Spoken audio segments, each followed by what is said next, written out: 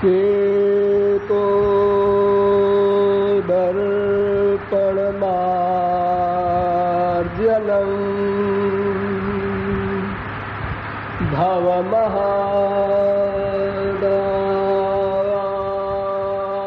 भवमहादाग्नि निर्वापणम्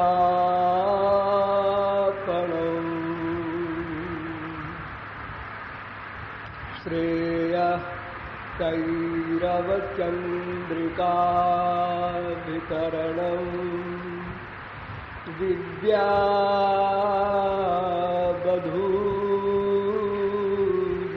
विद्यावधूजीवनम्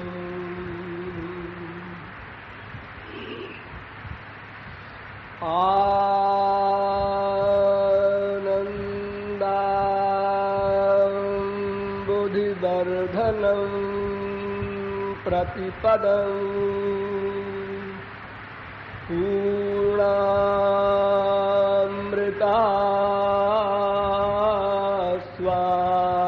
पूर्णामृतास्वादनं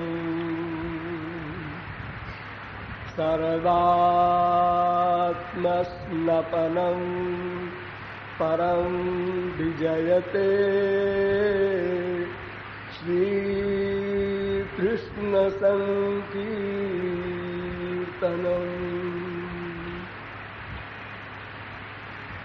वन्दे वृन्दावनानन्दा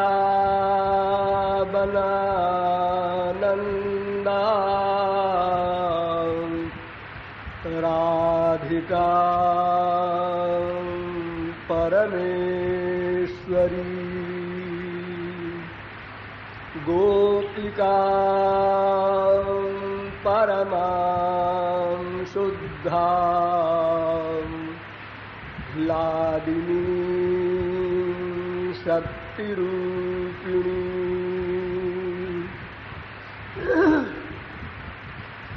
नमः कमलनाभाय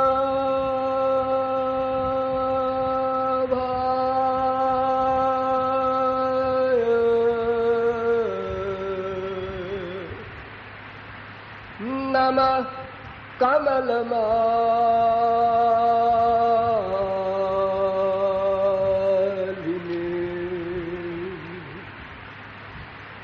नमः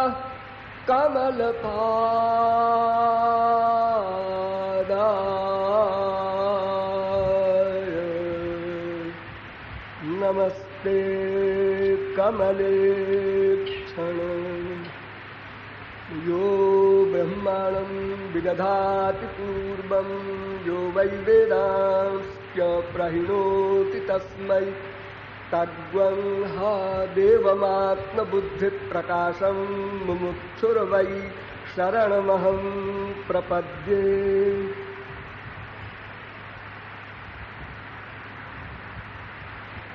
माधवाराध्या राधा चरणारविंद मकरंद मिलिंद महानुभाव। थोड़ी देर संकीर्तन कर लीजिए, पश्चात राधा तत्व पर कुछ विचार विमर्श किया जाएगा। राधे राधे राधे श्री राधे राधे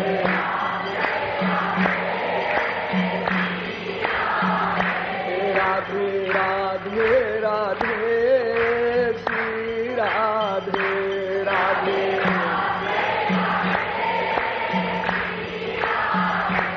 राधे राधे राधे श्री राधे राधे ओ राधे राधे राधे श्री राधे राधे ओ राधे राधे राधे श्री राधे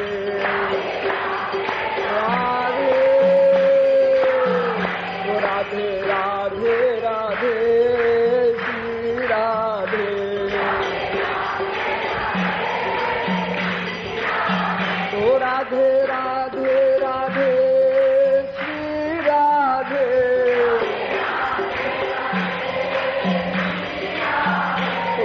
राधे राधे राधे श्री राधे ओ राधे राधे राधे श्री राधे ओ राधे राधे राधे श्री राधे ओ राधे राधे राधे श्री राधे ओ राधे राधे राधे श्री राधे ओ राधे राधे राधे श्री राधे ओ राधे राधे राधे श्री राधे राधे राधे राधे राधे श्री राधे ओ राधे राधे राधे श्री राधे ओ राधे राधे राधे श्री राधे ओ राधे राधे राधे श्री राधे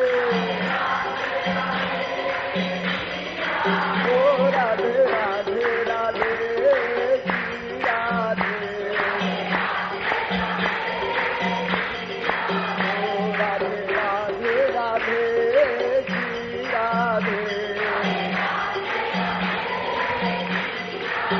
ओ राधे राधे राधे श्री राधे ओ राधे राधे राधे श्री राधे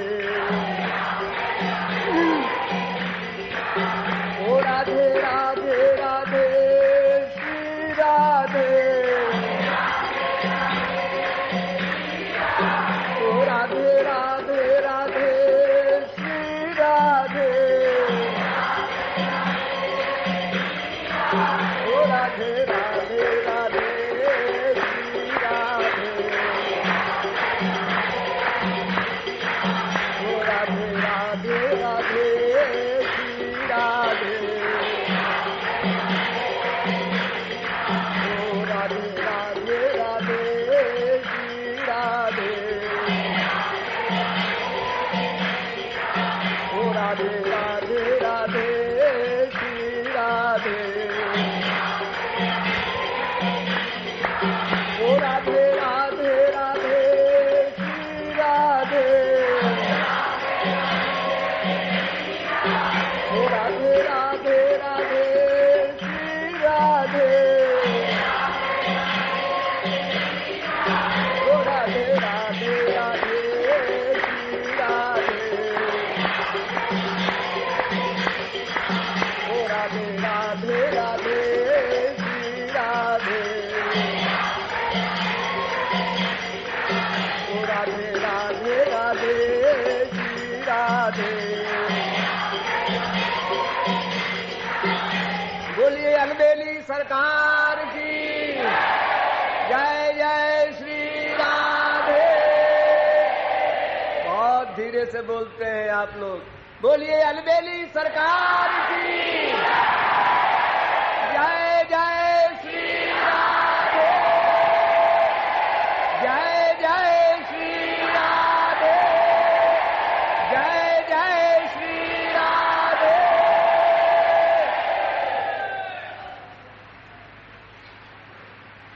अब आप लोग सावधान हो जाएं।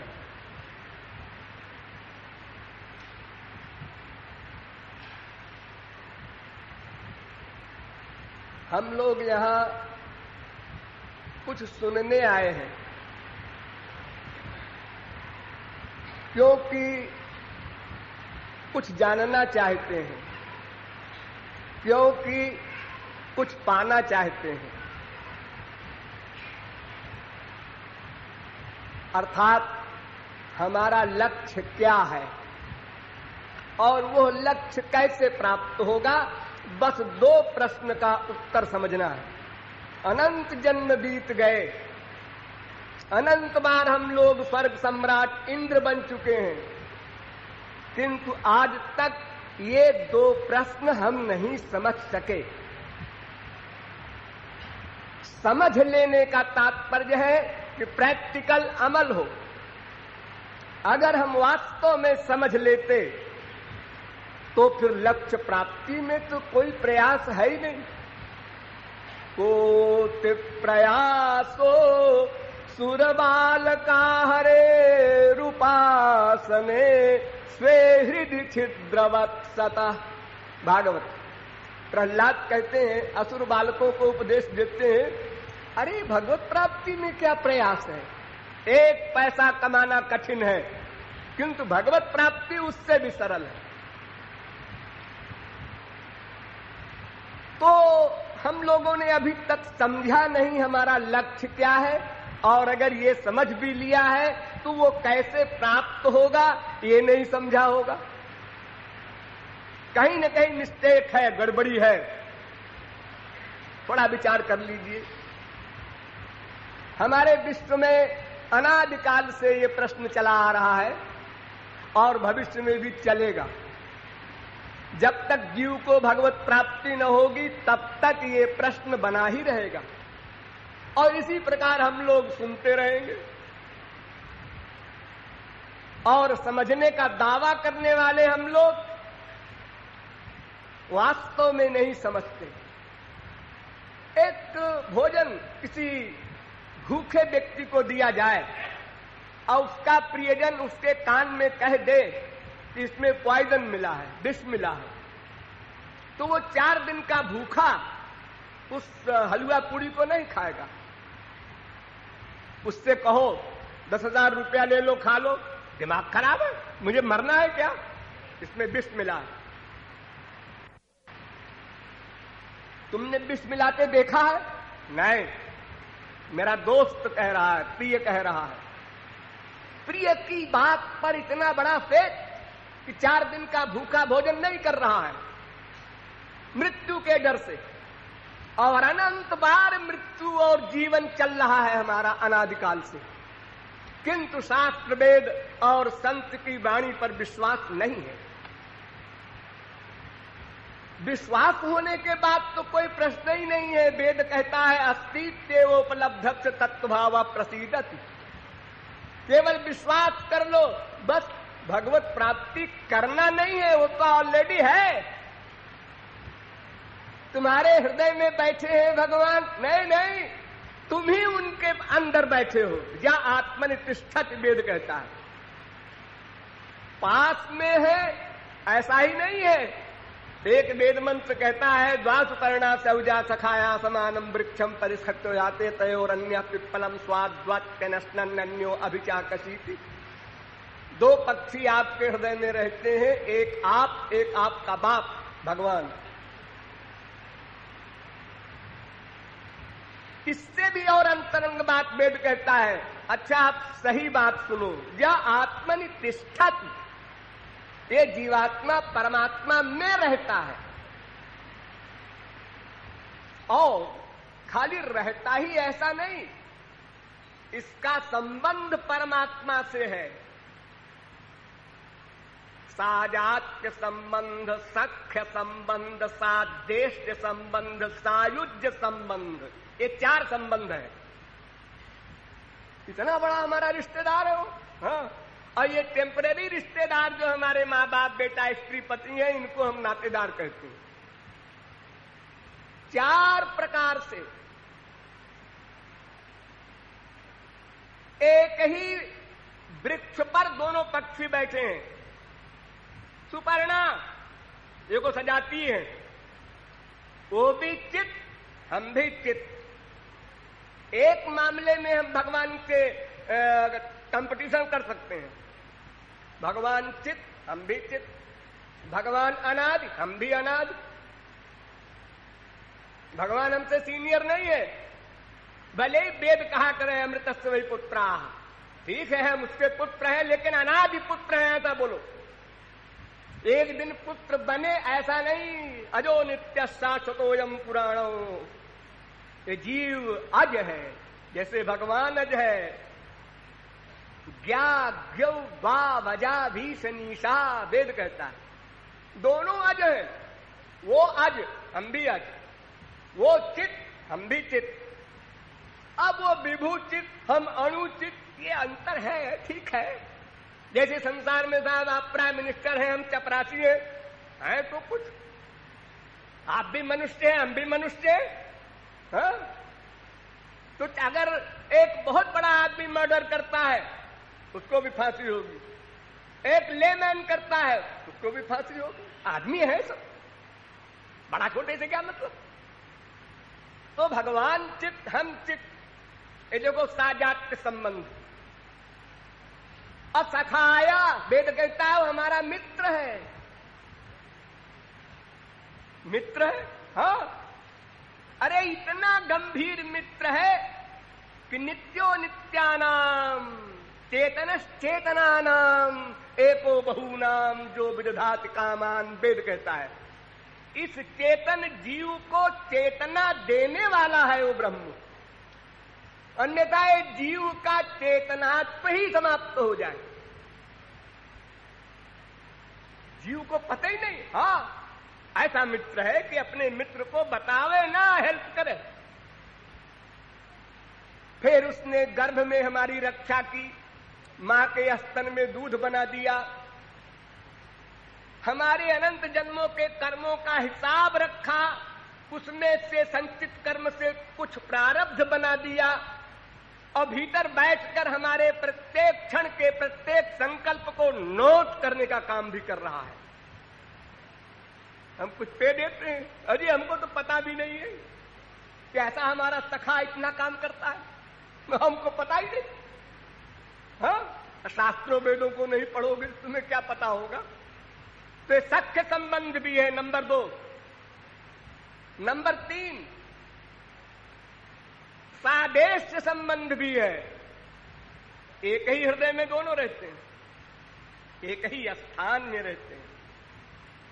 और सायुज्य संबंध ये है कि या आत्मनि तिष्ठत, जो क्षरे तिष्ठन, हम उसी में रहते हैं, ढूंढने नहीं जाना है कहीं। लेकिन जैसे कंठ चामी करवत, कांख में छोरा, गाम में ढंढोरा, ऐसे ही हम अपने गले में पहने हैं कुछ कंठी वंठी, और कुछ चिल्ला रहे हैं मेरी कंठी कौन ले गया। आप लोग कभी कभी ऐसा करते हैं, चश्मा लगाए हैं, चश्मा कहां है, तो विश्वास नहीं है। क्या किसी ने बताया नहीं? अरे अनंत बार हमने भगवान को देखा है, संतों को देखा है, लेक्चर सुने हैं, और उस समय सिर हिलाया है। हाँ, बड़ा अच्छा समझाया गुरु जी ने। फिर भाई देखो, सुने सबकी करे मन की, ये हमारा सिद्धांत है। हम सब बाबाओं के यहाँ जाते हैं, सुनते हैं और कमेंट्री कर देते हैं, जरा कम ठीक बोला है, जरा अच्छा बोला है, जरा ऐसा बोलता है, जरा ऐसा बोलता है। इसी के लिए जाते हो तुम? अरे इस काम से क्या फायदा हुआ तुम्हारा? जिज्ञासा नहीं, तद विद्धि प्रणिपाते न परिप्रश्ने न सेवया, 3 शर्त है तत्व ज्ञान के लिए। और हम लोग जाते हैं उन वक्ता की परीक्षा लेने, देखे क्या बोलते हैं। अरे तुम क्या देखोगे, तुम्हें कुछ पता भी है? तो भगवत प्राप्ति में कोई प्रॉब्लम नहीं है, हमारे फेथ में है, विश्वास में है। इसलिए वेद कहता है श्रद्धत्व, तात श्रद्धत्व, श्रद्धा करो। कैसे करें ये हम नहीं जानते, करो, और न करें तो अनंत कोटि भगवान के अवतार और अनंत कोटि महापुरुष सब निरर्थक हो जाएंगे, कुछ नहीं कर सकते तुम्हारे लिए, कुछ भी नहीं कर सकते। अरे हृदय में बैठा भगवान जब कुछ नहीं कर पा रहा है तो और कौन करेगा? हा? आपके आइडियाज नोट करता है चुपचाप, और बता भी देता है वेद में कि मैं आपके संकल्पों को नोट कर रहा हूं, सावधान रहो। लेकिन हम लोगों ने कभी ये रियलाइज नहीं किया। अगर हम लोग केवल इतना मान ले कि भगवान हमारे हृदय में बैठकर प्रत्येक क्षण के प्रत्येक वर्ग को नोट करता है, संकल्प को नोट करता है, तो कोई गलत काम हम सोच ही नहीं सकते, करने की बात तो बहुत दूर की है। और जब तक हमारी इसी अवस्था नहीं आती, हम आस्तिक कहलाने के अधिकारी नहीं। मंदिर में जाकर के तुम्हें वो माता पिता तुम्हें वो कर लिया और अपना नाम लिखा लिया, शैव है, वैष्णव है, शाक्त है ये नहीं हो सकता। जैसे कोई ब्रह्मचारी सदा ब्रह्मचर्य से रहे तब उसका नाम ब्रह्मचारी है, भीष्म पितामह। ऐसे ही भगवान हमारे हृदय में है, ये फीलिंग सदा सर्वत्र रहे, 1/100 सेकंड को भी ये फीलिंग जाने न पाए, तो फिर आपकी प्राइवेसी समाप्त हो जाए। मैं जो सोच रहा हूं कोई नहीं जानता, सोच तो रहा हूं ये हमारे घर क्यों आ गया, लेकिन आइए आइए बैठिए बैठिए तशरीफ रखिए, आप तो आते ही नहीं कभी, एक दिन कर रहा। क्यों तुम्हारे हृदय में श्याम सुंदर बैठे हैं, वो तुमको कैसा लगेगा? हाँ ये तो हम भूल ही गए थे। अरे तो कितने बार तुम भूल रहे हो दिन भर में? अभी दिन भर भूलते रहते हैं। मंदिर में कह रहे हैं मौसम कौन कुटिल खल कामी, महापुरुषों की वाणी बोलते हैं। मंदिर के बाहर आया और एक आदमी ने कहा क्यों रे नीच, ओ क्रोध देवता प्रकट हो गए, मारपीट शुरू हो गई। ये क्या कर रहे हैं आप? अभी तो आप भगवान के सामने कह रहे थे मौसम कौन कुटिल। तो कुटिलता में जितने दोष हैं उसी में से एक इसने कह दिया। आप जरा स्वार्थी हैं। स्वार्थी है? कैसे कहा आपने स्वार्थी हमको? तो आप क्या है? देखो संसार में किसी से भी कह दो तुम अल्पज्ञ हो, अल्पज्ञ कहते हो तो क्या सर्वज्ञ हो? नहीं नहीं, सर्वज्ञ तो भगवान होता है। तो अल्पज्ञ भी नहीं हो, सर्वज्ञ भी नहीं हो तो क्या हो? जी हूं तो अल्पज्ञ, लेकिन सुनना बड़ा खराब लगता है। क्यों खराब लगता है? एक मनुष्य को मनुष्य कहा जाए तो क्यों फील करे, गधे को गधा कहा जाए वो क्यों फील करे? ये हमारी नासमझी है, ये हमारी स्थिति है, कच्चा चिट्ठा है हमारा। मुंह से कुछ बोलते हैं, कान से कुछ सुनते हैं, करते कुछ है। तो भगवत प्राप्ति में कोई प्रॉब्लम नहीं। मैंने बहुत बार आप लोगों को डिटेल में समझाया है, केवल विश्वास शास्त्र वेद और संत की वाणी पर होना चाहिए। ये पहला कदम है। आदौ श्रद्धा तथा साधु संगो थ भजन क्रिया, एक क्रम है। पहले श्रद्धा हो, फिर महापुरुषों का संग हो, फिर प्रैक्टिकल साधना हो, भजन क्रिया, तब अनर्थ की निवृत्ति होती है। हमारी गाड़ी पहले ही क्लास में रुकी हुई है, श्रद्धा नहीं है, बस वाणी से सब बातें करते हैं। गुरुजी की पूजा भी करेंगे, गुरुजी भी कहेंगे, आरती भी करेंगे, लेकिन शास्त्र वेद की वाणी जो बतावे गुरुजी उसको तो अपने हिसाब से करते हैं, अपने हिसाब से। देखो एक मशीन होती है 1 करोड़ की, अगर उसमें एक भी तार गलत कर दें आप तो 1 करोड़ की मशीन 0। और आप कहते हैं गुरुजी ने ये कहा था, उसमें से इतना मान लिया, इतना अपनी बुद्धि लगा दिया, क्या मिलेगा? यही तो हम भगवान की उपासना में भी कर रहे हैं। जो अपने को बहुत भक्त कहलाते हैं, संकीर्तन में भगवान के नाम गुणगान में आंसू बहा रहे हैं। अच्छा, हाँ बड़े भक्त हैं आप। ये लड़की विदा हुई, वहां भी आंसू बहा रहे हैं। बेटा मरा, वहां भी आंसू बहा रहे हैं। ये कैसा तुम्हारा आंसू है जी? सब जगह भगवान की ये शर्त नहीं है, माम एकम शरणम ब्रज अनन्यास चिंतयन्तो माम। बहुत कड़ी शर्त है भगवान की। यदा हे तस्मिन्नु धर्मंतरं कुरुते, वेद कहता है। थोड़ा भी अंतर अगर हुआ शरणागति में, यानी हृदय में संसार का कोई आया, तो भगवान कहते हैं मैं चला। मैं तो तब रहूंगा जब बिल्कुल ड्राइंग रूम खाली रहे, कुछ सामान न रहे उसमें। अब इस बारे में देखिए हमारे कितने फिलॉसफर्स हुए विश्व में। एक हुआ चारवाक, उसने कहा भाई देखो ये तमाम शास्त्र वेद के चक्कर में न पड़ो, बस यावत जीवेत सुखम जीवेत ऋणं कृत्वा घृतम पिबेत। जब तक जियो सुख से जियो, कर्जा करके घी पियो।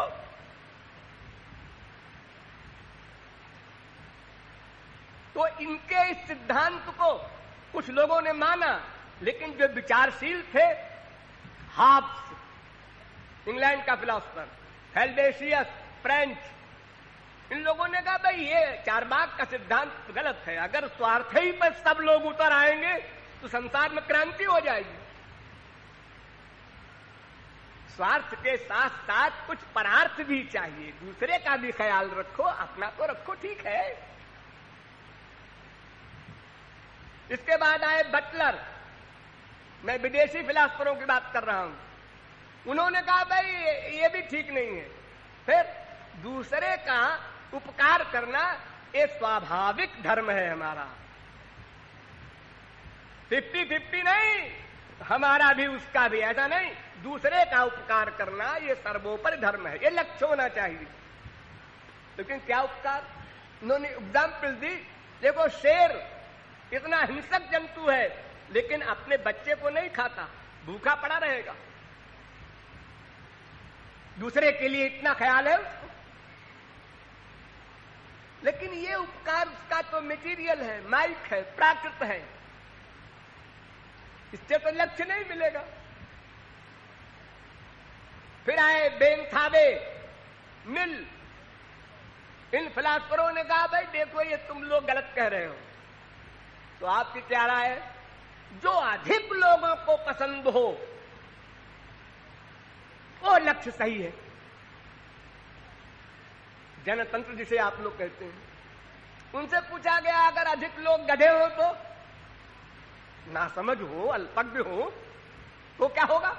फिर तो गलत निर्णय होगा। अरे भाई जहां चोरों का ही झुंड है वहां कोई लेक्चर देने जाए चोरी करना पाप है तो सब चोर हंसेंगे उसको देख के। अरे चोरी करते हैं जी, उसमें भी मेहनत पड़ती है, ऐसे ही गाढ़ी कमाई का होता है, आपको क्या पता? तो ये जो सब समूह, अधिक समूह के हित की जो बात हो वो लक्ष्य होना चाहिए, ये भी गलत, क्योंकि अल्पज्ञ तो अधिक है। ज्ञा कितने हैं विश्व में? 5 अरब में 5000 भी नहीं होंगे जिनको हम ज्ञा कहें। ज्ञा यानी अज्ञान चला गया, इसलिए उनका निर्णय समूह का है गलत। फिर आए आधिदैविकवादी, वो कहते हैं भाई ये कॉन्शियस होती है भीतर, कॉन्शियस होती है, वो क्या करती है? वो बता देती है कि क्या करना चाहिए। कोई चोरी करने जाए तो आवाज आती है अंदर से, बुरी बात है। तो क्यों साहब, अगर वो कॉन्शियस ही सबसे बड़ी चीज है तो किसी के लिए वो अच्छा काम करवाती है, किसी से बुरा काम करवाती है, ऐसा क्यों? अथवा एक ही आदमी से, वो पहले बड़ा अच्छा आदमी था, अब तो एक डाकू हो गया है, वो कॉन्शियस कहाँ गई उसकी? ये सिद्धांत भी गलत। कुछ लोग कहते हैं भाई कॉमन सेंस से काम करो। ये पश्चिम साइड के जो फिलोसफर्स हैं उनकी बात बता रहा हूं। वो सब अकल से सोच करके, बुद्धि से सोच करके फिलॉसफी बनाते हैं, और बुद्धि है माई। उनसे पूछो कॉमन सेंस किसे कहते हैं? जैसा अनुभव हुआ हो उसी स्तर का कॉमन सेंस होती है। तो तुम्हारा अनुभव तो भौतिक है, माइक है, मटेरियल है, तो तुम्हारी कॉमन सेंस भगवान में कैसे जाएगी? वहां का प्रवेश भी नहीं हो सकता, निर्णय करना तो बहुत दूर की बात। ये अपने मन से विचार करके, कल्पना करके जो फिलॉसफी बनाते हैं और कहते हैं हमारा ये दर्शन है। फिलॉसफी का हिंदी शब्द है दर्शन। दर्शन माने दृश्यते वस्तु याथात्म्यम अनेन इति दर्शनम, जिससे किसी वस्तु का वास्तविक स्वरूप जाना जाए। उसका आधार क्या है? हमारी बुद्धि। और तुम्हारी बुद्धि है कितनी बड़ी? किसी एक सब्जेक्ट में भी संसार में कोई पूर्ण नहीं है। एक सब्जेक्ट में भी कोई एडवोकेट दुनिया में ऐसा नहीं है जो अपने ही देश के सारे कानून जानता हो। ये साहब क्रिमिनल वकील है, ये सिविल के वकील हैं, इनसे कहो भाई जरा तुम इनकम टैक्स का काम कर दो। जी वो तो मैं नहीं करता, मैं किताब पढ़ूंगा।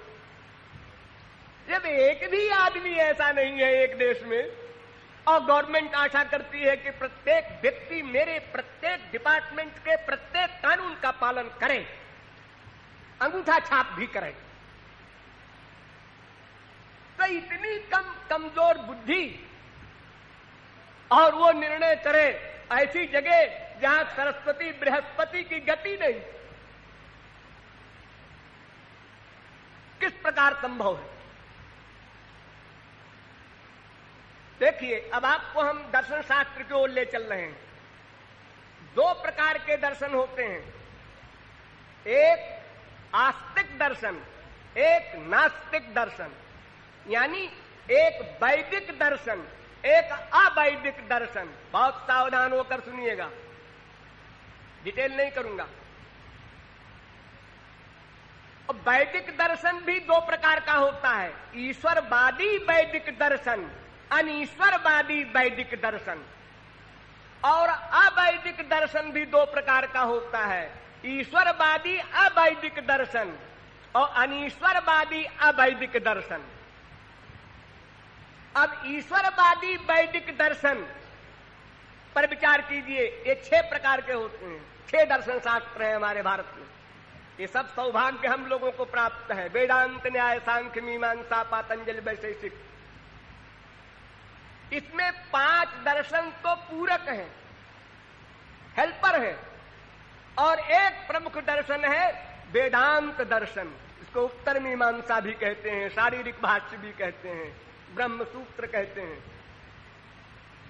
वेद व्यास ने लिखा है। ये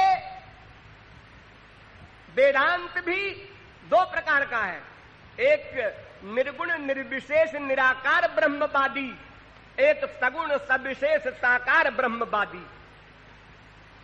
2 प्रकार। फिर एक एक में कई कई भेद हैं।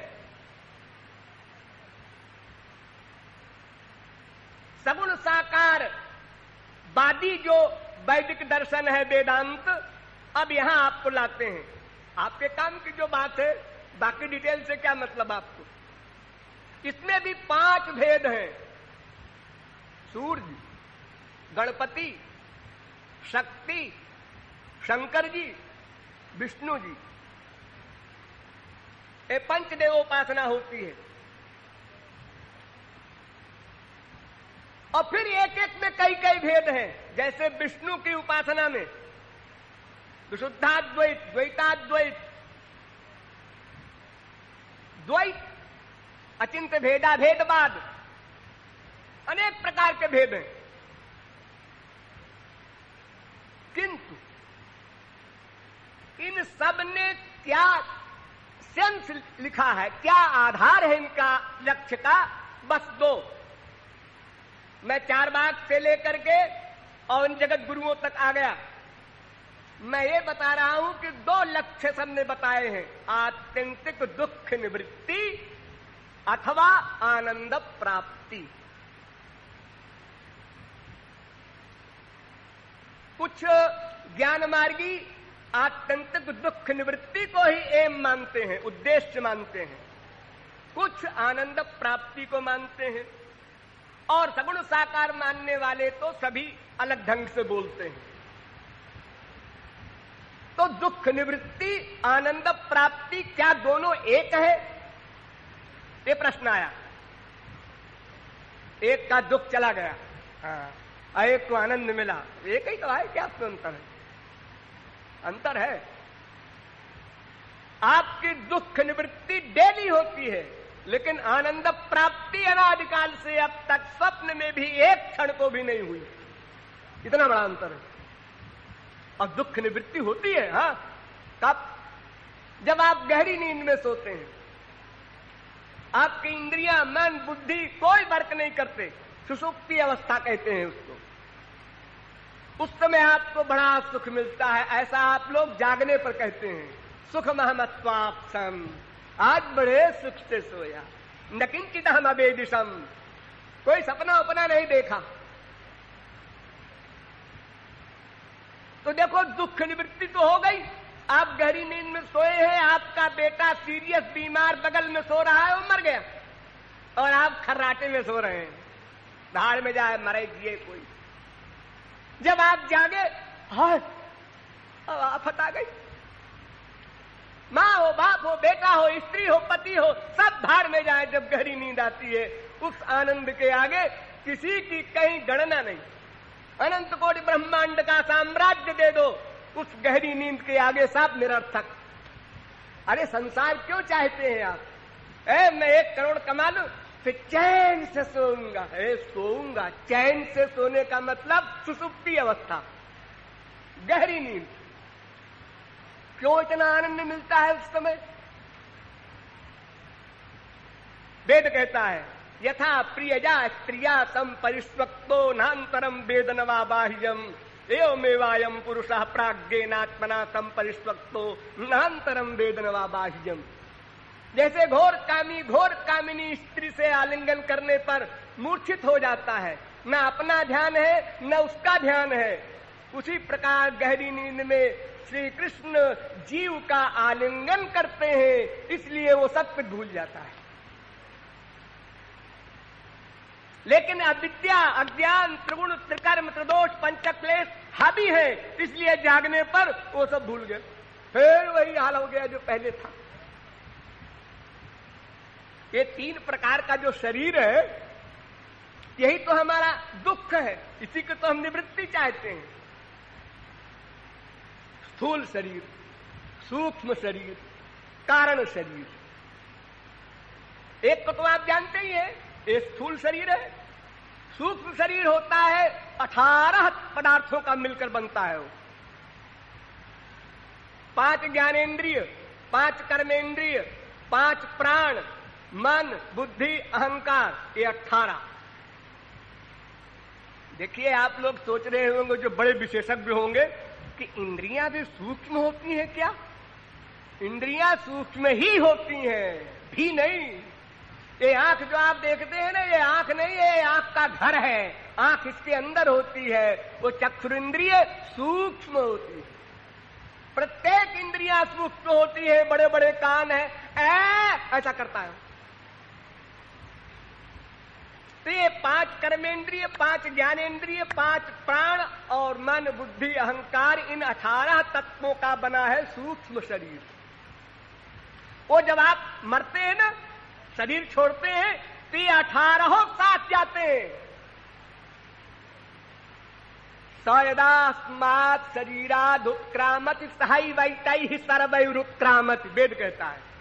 साथ ही में ये सब जाते हैं। ये नहीं है कि सब यही रह गए, अंतःकरण वगैरह, इंद्रियां वगैरह, फिर नया नया आपको मिलेगा, ऐसा नहीं है। अगर ऐसा हो तो संस्कार कहां से आएंगे फिर? ये सब 18 पदार्थ जो है, इनका जो सूक्ष्म शरीर है, वो साथ जाता है सदा, जहां जहां जिस योनि में जाएगा।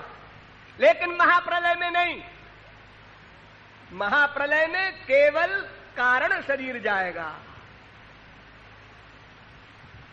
और ये तीनों शरीर जब समाप्त हो जाएं साधना करके, वो कब होंगे?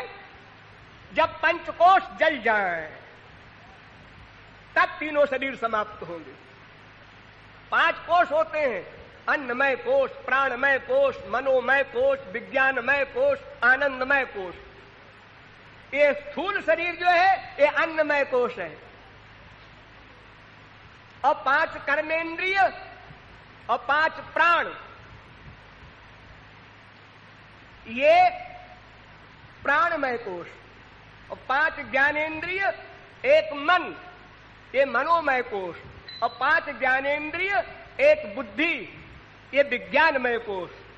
और कारण शरीर, ये आनंदमय कोश। आप लोग घबराइए नहीं, भक्ति जो हम बताते हैं उससे सब जरयत्याशुया कोशम निगीर्ण मनलो यथा। देखिए आप लोग जो खाना खाते हैं, उससे पहले रस बनता है, फिर रक्त, फिर मांस, फिर मेदा, फिर हड्डी, फिर मज्जा, फिर बीज। हम तो नहीं जानते, आप जानो न जानो वो बनता रहता है, नेचुरल। उसी प्रकार भक्ति करने से सब अपने आप होता जाएगा, आपको कुछ विचारना नहीं है। भक्तिर विरक्तिर भगवत प्रबोध भवन्ति वै भागवतस्य राजंस्ततः परां शांतिमुपैति साक्षात्। भागवत, ये श्लोक भागवत में है, इसकी एग्जाम्पल भी दिया है भागवत में। तुष्टि पुष्टि क्षुधपायोनुघासम, यानी जब आप भोजन करते हैं तो तुष्टि होगी। तुष्टि माने तृप्ति, ऐसे करते हैं आप जब पेट भर जाता है। अब पुष्टि, ताकत आती है शरीर में। 3 दिन का भूखा हो, खाना मिले, आंख खुल गई, ऐसे बोलता है, मस्तिष्क काम करने लगता है। वेद में कथा है, एक शिष्य ने पूछा गुरु से कि महाराज ये मनोमय कोश जो है इसका शरीर से क्या संबंध है? आप कहते हैं कि शरीर जो है इसमें जो खाना खाया जाता है उस खाने से मन बनता है, रस रक्त मांस मेदा भी बनता है, लेकिन एक भाग उसका ऐसा है जिससे मन बनता है, यानी मन के आइडियाज बनते हैं, विचार बनते हैं। तो साहब खाने से मन का क्या संबंध? मन तो सूक्ष्म है। तो गुरुजी ने कहा अच्छा बता देंगे, क्या पता ही है तुझको। 1 घंटे बाद फिर गुरुजी ने कहा कि देखो भाई, आज से सब लोग हम आज्ञा देते हैं कि खाना पीना सब बंद, जब तक हम दूसरी आज्ञा न दें। ये सतयुग के शिष्यों का हाल है। सबने खाना पीना बंद कर दिया। 16 दिन तक खाना नहीं दिया गुरुजी ने। अब हालत खराब हो गई, बैठना मुश्किल। अब वेद का अध्ययन क्या करें बेचारे। गुरुजी ने बुलाया, पूछा, बोलो वेद मंत्र अमुक अमुक अमुक। गुरुजी कुछ नहीं याद है। क्यों? अब खाना तो दिया आपने नहीं, आपने 16 दिन से, तो क्या याद रहेगा। अच्छा भाई खाना खिला दो। खाना खिलाया, हाँ अब बोलो। हाँ सुनिए गुरुजी। क्यों रे, अभी तू कह रहा था ना कि मन का क्या संबंध है खाने से। अब समझ में आया, मन का संबंध खाने से है। ये जो भोले भाले लोग कहते हैं हम शराब पीते हैं, मांस खाते हैं, अंड बंड चीजें खाते हैं, खाने से क्या मतलब, भगवान की भक्ति करते हैं। अरे भक्ति किससे करोगे? मन से ना। तो मन पर प्रभाव पड़ेगा खाद्य पदार्थ का। अन्नमय कोश है, जब तक उस कोश को लांघ न जाओ तब तक प्रभाव पड़ेगा।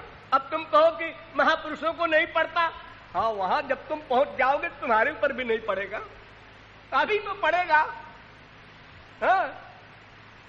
तो ये 3 प्रकार का शरीर और पंचकोश, यही दुख है, ये मिट जाए तो बस आनंद मिल जाएगा। ये सिद्धांत गलत। मैंने बताया ना, तो दुख निवृत्ति आपको होती है गहरी नींद में, लेकिन आनंद नहीं मिलता। लेकिन अगर आनंद मिल जाए, सोई सुख लवलेश बारिक जिन सपने हूं लहू, तो ते नहीं गण ही खगेश ब्रह्म सुख ही सज्जन सुमति। अगर वो प्रेमानंद का एक बिंदु भी नहीं, जैसे आग होती है, आग में लौ के ऊपर एक धुआं निकलता है, उसमें बहुत कम टेम्परेचर होता है, उसको लवलेश कहते हैं। तो प्रेमानंद का जो धुआं है वो भी अगर मिल जाए, जागृत में नहीं स्वप्न में भी, तो ब्रह्मानंद को आप अनादृत कर देते हैं, हटा देते हैं। ब्रह्मानंद नहीं चाहिए, ये सनकादिक परमहंस कह रहे हैं। तो फिर भला बताओ जगदानंद की क्या चर्चा है? रसगुल्लानंद को कौन पूछे? जब ब्रह्मानंद को कुछ नहीं समझता तो आनंद हमको कभी मिला नहीं है, ये सिद्ध है। इसलिए आनंद प्राप्ति का लक्ष्य दुख निवृत्ति के लक्ष्य से श्रेष्ठ है। अरे मान लिया ऐसी अवस्था मिल भी जाए, ना आनंद मिला ना दुख मिला, तो क्या हुआ? पत्थर है। जब आनंद भी नहीं मिला दुख भी नहीं मिला, दोनों से छुटकारा मिल गया, इससे क्या हुआ? और ऐसा कोई अवस्था है नहीं, ऐसा हो ही नहीं सकता है, अपने हाथ में तो है नहीं। आनंद प्राप्ति हमारा लक्ष्य है, ये सब सर्वमान्य सिद्धांत है, इसके अनुसार सब दर्शन शास्त्र चलते हैं। लेकिन मेरी राय नहीं है। ठीक है, प्रत्येक जीव आनंद चाहता है। क्यों चाहता है? यह भी वैज्ञानिक है। आनंदाद्यैव खलु इमानि भूतानि जायन्ते आनंदेन जातानि जीवन्ति आनंदम प्रयन्त्यभिसंविशन्ति। वेद कहता है ये सारा संसार आनंद से निकला है, आनंद में स्थित है, आनंद में लय होगा। हम आनंद के अंश हैं, इसलिए स्वभावतः आनंद चाहते हैं, बिना किसी के सिखाए पढ़ाए। मां के पेट से बच्चा गिरा और गिरते समय उसको जो दर्द हुआ, बाहर आते ही रोया। क्यों रोया? अरे ये क्या, हमको पृथ्वी पर गिरने के पहले ही दुख मिला, हम दुख नहीं चाहते। रोकर दुख को निकाल रहा है। संसार में क्यों रोते हैं लोग? दुख में दुख निकालते हैं, माइनस होता है। अगर दुख में न रोए पागल हो जाएंगे। वो बच्चे का रोना ये सायरन है कि हम आनंद चाहते हैं, हम आनंद चाहते हैं। सृष्टि में प्रकट होते ही उस लड़के ने, उस लड़की ने आवाज लगाया, नारा लगाया, हमको आनंद चाहिए। माँ बाप हंस रहे हैं, हमारे लड़का हुआ, वो रो रहा है और माँ बाप क्यों हंस रहे हैं? अरे लड़का हुआ है, अरे रो तो रहा है, इसका तो ख्याल करो। अरे वो तो रोना ही चाहिए, नहीं रोएगा तो मरा हुआ। बड़े विभोर है सब, सारे परिवार के लोग, सगे संबंधी, प्रियजन, और बेचारा रो रहा है। तो आनंद प्राप्ति ही हमारा लक्ष्य है, ये बात सही है, लेकिन होना नहीं चाहिए। इस विषय में जब और गहराई से आगे कोई जाएगा तब समझेगा। देखो, ये दो प्रकार के सुख होते हैं, एक माया संबंधी, एक भगवान संबंधी। ध्यान दो, माया संबंधी सुखों को हम बताते हैं वेद के अनुसार। एक सुख होता है मानव सुख, सारे विश्व का राजा हो, युवावस्था हो, स्वस्थ हो, जनता अनुकूल हो, बुद्धिमान हो, रूपवान हो, गुणवान हो, सब वन लगे हो उसके पीछे, ऐसा कोई राजकुमार हो तो संसार का सबसे बड़ा सुखी है वो।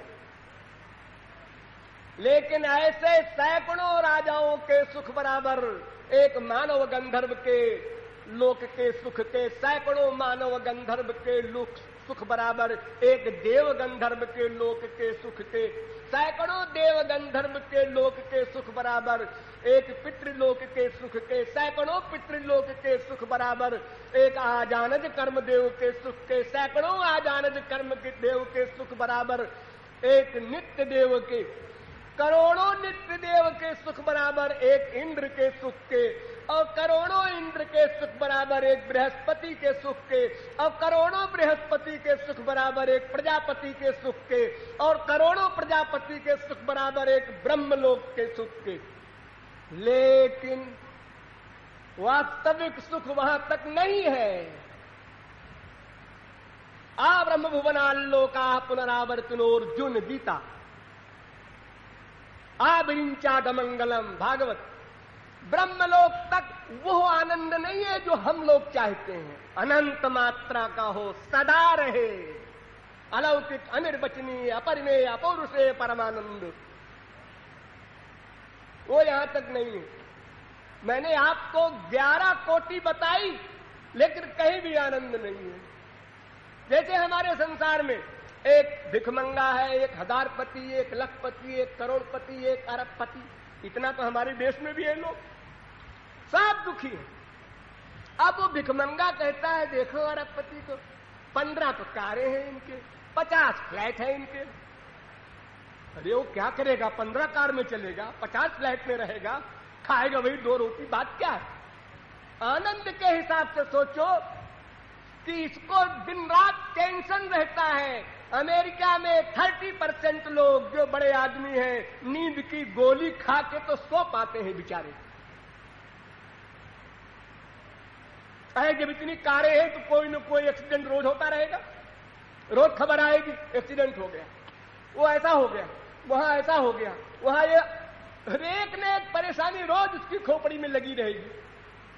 और एक कुली कबाड़ी फुटपाथ पर सोता है, उसके बेचारे के कमरा भी नहीं है, खर्राटे में सोता है बिना नींद की गोली खाए, जगाओ तो भी नहीं उठता। अब बताओ कौन सुखी है। लेकिन स्तर अलग अलग देखने के हैं। ऐसे ही स्वर्ग के स्तर भी भुआ महाजना तपः सत्य ब्रह्म आदि लोग जो है वो देखने का अंतर है। भीतर की फीलिंग में यत् पृथिव्याम ब्रीहिजवम हिरण्यम पशव स्त्रिया नाल में कस्य पर्याप्तम, अनंत कोटि ब्रह्मांड की साम्राज्य श्री किसी को दे दी जाए तो भी तृष्णा नहीं जाएगी, वासना नहीं जाएगी और बढ़ेगी। अब ईश्वरीय क्षेत्र में चलिए, आनंद वास्तविक जहां है, पहला आनंद ब्रह्मानंद, निर्गुण निर्विशेष निराकार ब्रह्म को प्राप्त कर लेने वाले परमहंस लोग जिस आनंद में निमग्न रहते हैं, स्वरूपानंद, वो आनंद वही है जिसको वेद कहता है यो वै भूमा तत्सुखम भूमा त्वेव विजिज्ञासितव्यः, वो सुख है। उसका कभी अभाव नहीं, कमी नहीं, सदा के लिए हो जाता है। वो माया के क्षेत्र से बाहर चला गया।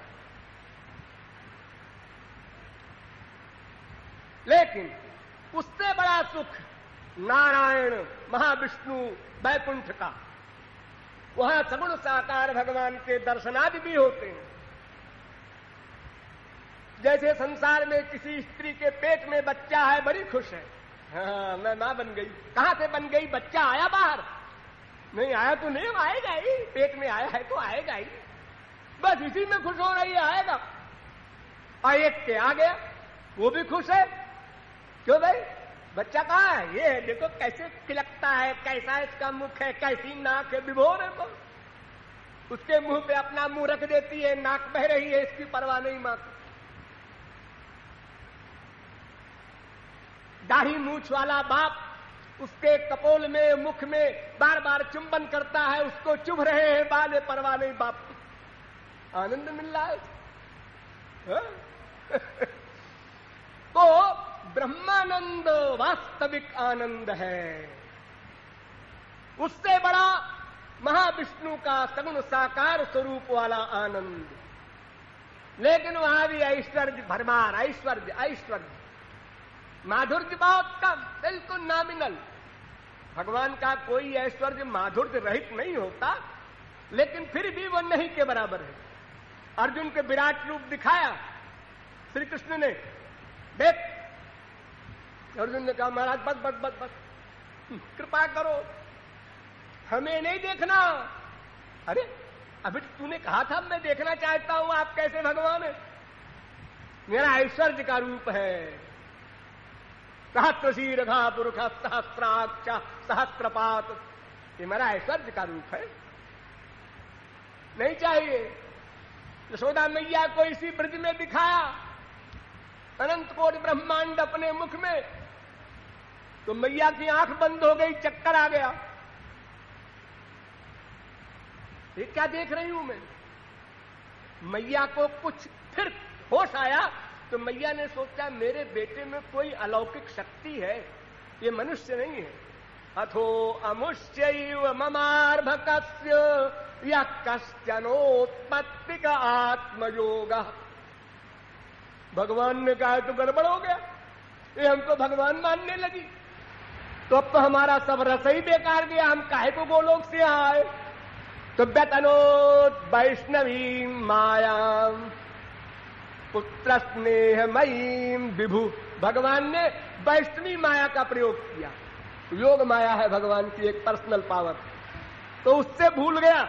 और यशोदा ने कहा अरे मैं क्या सोच रही थी, याद नहीं है। हाँ हाँ हाँ, मेरा बेटा है, बस बात खत्म।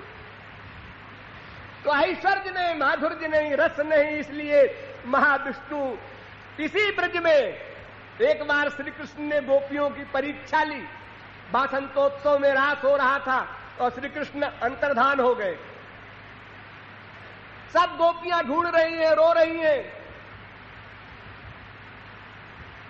फिर भगवान ने कहा आज पता लगावे कि इन लोगों का प्यार हमसे अनन्य है कि नहीं। अरे महाविष्णु श्री कृष्ण का ही रूप है, कोई दूसरा नहीं है। लेकिन इष्ट का अनन्यता देखो कि भगवान चार भुजा से प्रकट हुए। गोपियों ने घूंघट काट लिया। आप कौन है जी?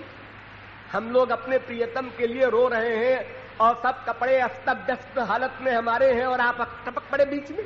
कौन है आप? अरे तुम लोग हमारे लिए तो रो रही थी, मैं भगवान हूं। भगवान भगवान तो मैं जानती नहीं कौन होता है, न हम पढ़े न लिखे, न कोई हमें भगवान कहीं देखने को मिला। अरे मैं वही हूं श्री कृष्ण जिससे तुम लोग प्यार करती हो। हमारे श्री कृष्ण के तो चार भुजा नहीं थी, तुम नहीं हो सकते। तो ललिता बहुत चतुर थी, उसने कहा है सुनो सुनो, लड़ाई झगड़ा मत करो, इनसे कहो कि तुम भगवान हो। और जब कहे हाँ तो भगवान तो वरदान देते हैं जो मांगे, और अगर कहे हाँ हम देंगे तो इनसे कहो कि श्याम सुंदर से मिला दो, अपने काम बनाओ। हाँ, बहस न करो अनावश्यक। ऐसे ही किया। अब वरदान देने के जो समय है तो ठाकुर जी चुप हो गए। ये तो हमारा तो सब गड़बड़ हो गया, ऐसा हमने इतना नाटक किया और इन लोगों ने उसको तिरस्कार कर दिया। भगवान कुछ बोलने जा रहे थे कि किशोरी जी आ गई। किशोरी जी ने यो आंख से देखा, दो भुजा गायब। केवल आंख से देखा और भगवान की जो माया थी वो समाप्त हो गई। क्योंकि भगवान जो कुछ भी अलौकिक कार्य करते हैं उसकी शक्ति धात्री किशोरी जी है, उन्हीं के बल पर करते हैं। अब उनके सामने क्या चली, किशोरी जी ने अपनी पावर खींच ली। अब ठाकुर जी रह गए वही दो भुजा वाले। तो ठाकुर जी की परीक्षा लेने की बात भी पूरी हो गई। इसलिए ऐसा मत समझिएगा कि महाविष्णु को ऐरे गहरे नथु खरे हैं, हमारे श्री कृष्ण के ही ऐश्वर्य के स्वरूप है, लेकिन हमको उससे प्यार नहीं। देखो हमारी एक माँ होती है, एक बच्चा माँ से प्यार करता है, लेकिन अगर किसी समय माँ बाप में लड़ाई हो जाती है और माँ भन्ना रही है पति के ऊपर, तो लड़का जब देखता है तो कहता है इस समय लड्डू मांगना बेकार है, थप्पड़ मिल जाएगा। हाँ, मैया गुस्से में है, चुपचाप लौट जाता है। और जब मैया उस बच्चे को देखकर आंख में प्यार भर लेती है और बेटा, तब फिर वो बड़ी बड़ी बातें करता है। संसार में माँ वही है। ऐसे ही महाविष्णु भी हमारे श्री कृष्ण के ही स्वरूप है। सिद्धांततः स्वभेदेपि श्री श्री कृष्ण स्वरूपयो लीला प्रेमणा प्रियाधिक्यम माधुर्यम वेणु रूपयो भक्त रसामृत्युंदु। हाँ, तो महाविष्णु का आनंद ब्रह्मानंद से बहुत बड़ा, लेकिन वो भी प्रिय नहीं। तत्वज्ञ को उससे बड़ा आनंद कोई बताओ? उससे बड़ा आनंद है दो भुजा वाले श्री कृष्ण का द्वारिका का सुख। हाँ है तो, लेकिन वहां भी ऐश्वर्य है। अरे तुमको ऐश्वर्य से इतनी नफरत है? अच्छा, तो उससे भी बड़ा सुख मथुरा के श्री कृष्ण का। हाँ, लेकिन वहां भी कुछ ऐश्वर्य है, माधुर्य अधिक है लेकिन कुछ ऐश्वर्य है। उससे बड़ा आनंद वृंदावन का, ब्रज का। ब्रज से बड़ा आनंद वृंदावन का। वृंदावन में भी उसमें बड़ा आनंद कुंज का, कुंज से भी निकुंज का, निकुंज से भी निभृत निकुंज का अंतिम रस है। तो देखिए, ये जो ब्रज का रस है, जहां माधुर्य ही माधुर्य है, इनका क्या लक्ष्य है, इस पर विचार करो। वही लक्ष्य हम लोगों को बनाना चाहिए, सबसे ऊंचा। हाँ, अरे परिश्रम तो सब में वही है, उपासना करना सब में एक सा है, तो छोटी चीज क्यों मांगो? तो हम श्री कृष्ण से क्या मांगे? बस दो ही चीज मांग सकते हैं। एक तो अपना आनंद, अपना आनंद, और एक अपना और श्याम सुंदर दोनों का आनंद, और एक श्याम सुंदर का ही आनंद। ये तीन रति होती है, साधारणी रति, समंजसा रति, समर्था रति। साधारणी रति सकाम भक्ति है, कुब्जा वगैरह की। समंजसा रति मिक्सचर है, अपने सुख की भी कामना, श्याम सुंदर के सुख की भी कामना। ये रुक्मिणी वगैरह में, द्वारिका में थी। और जिसमें केवल श्याम सुंदर के सुख की ही कामना हो, ही लगा देना, ही।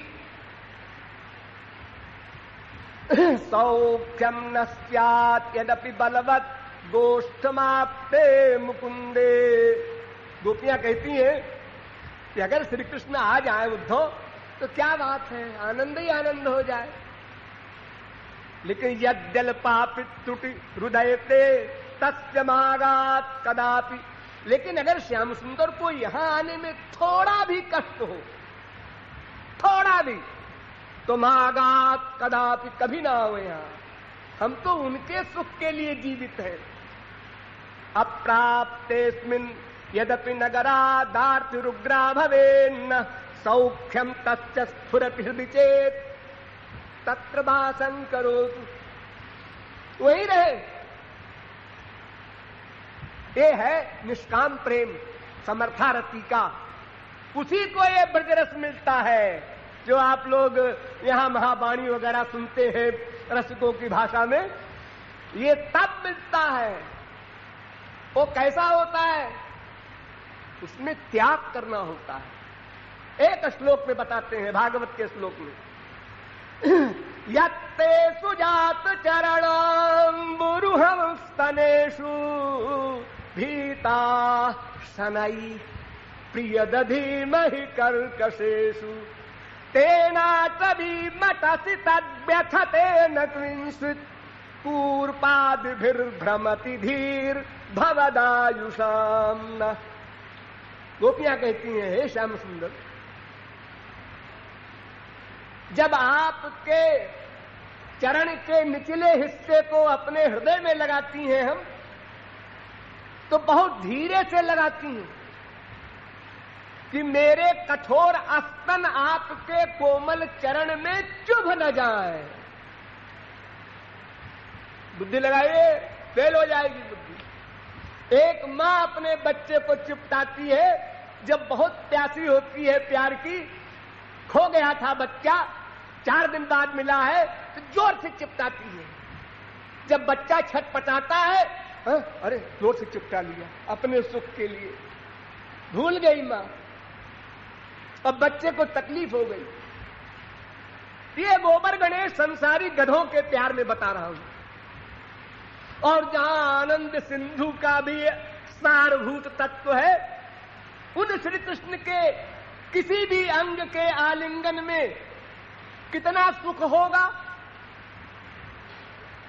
और फिर भी गोपियां ये ध्यान रखती हैं कि अपने सुख के लिए उनके चरण के तल को कष्ट न दें।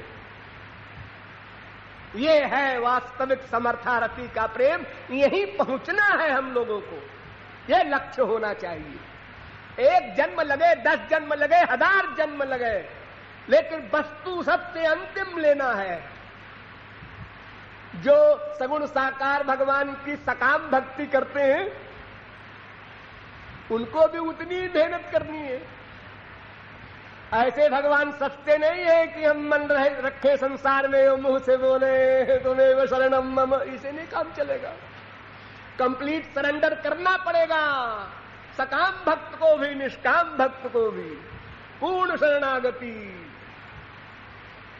एक बाल का भी अंतर न हो। द्रौपदी ने दांत से साड़ी दबाया तब भी श्री कृष्ण नहीं आए। ये अभी अपने बल का अवलंब है, लगा ले अपना बल। भगवान की ये शर्त है तो उस शर्त को पूरा करने में तो सभी को उतना ही लेबर करना है। फिर छोटी चीज मिले ऐसा क्यों करो।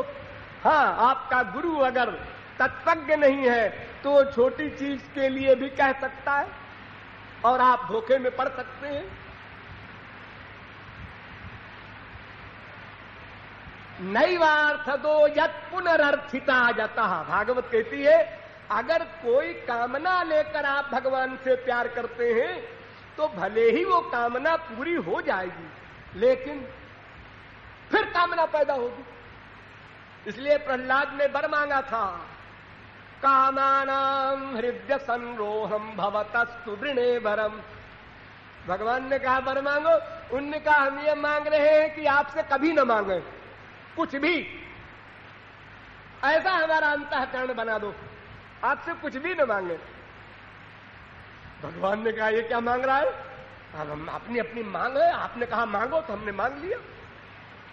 हाँ, एक राजा के हजारों पत्नियां थी तो राजा ने वहां से चिट्ठी लिखा, बाहर देश गया था कि जिसको जो सामान चाहिए वो लिख कर भेजो, हम लेते आएंगे। सबने अपना अपना सामान लिखा, हमको ये चाहिए, हमको ये चाहिए। एक स्त्री ने उसके लिखा कि हमको तुम चाहिए, सामान नहीं चाहिए, तुम चाहिए।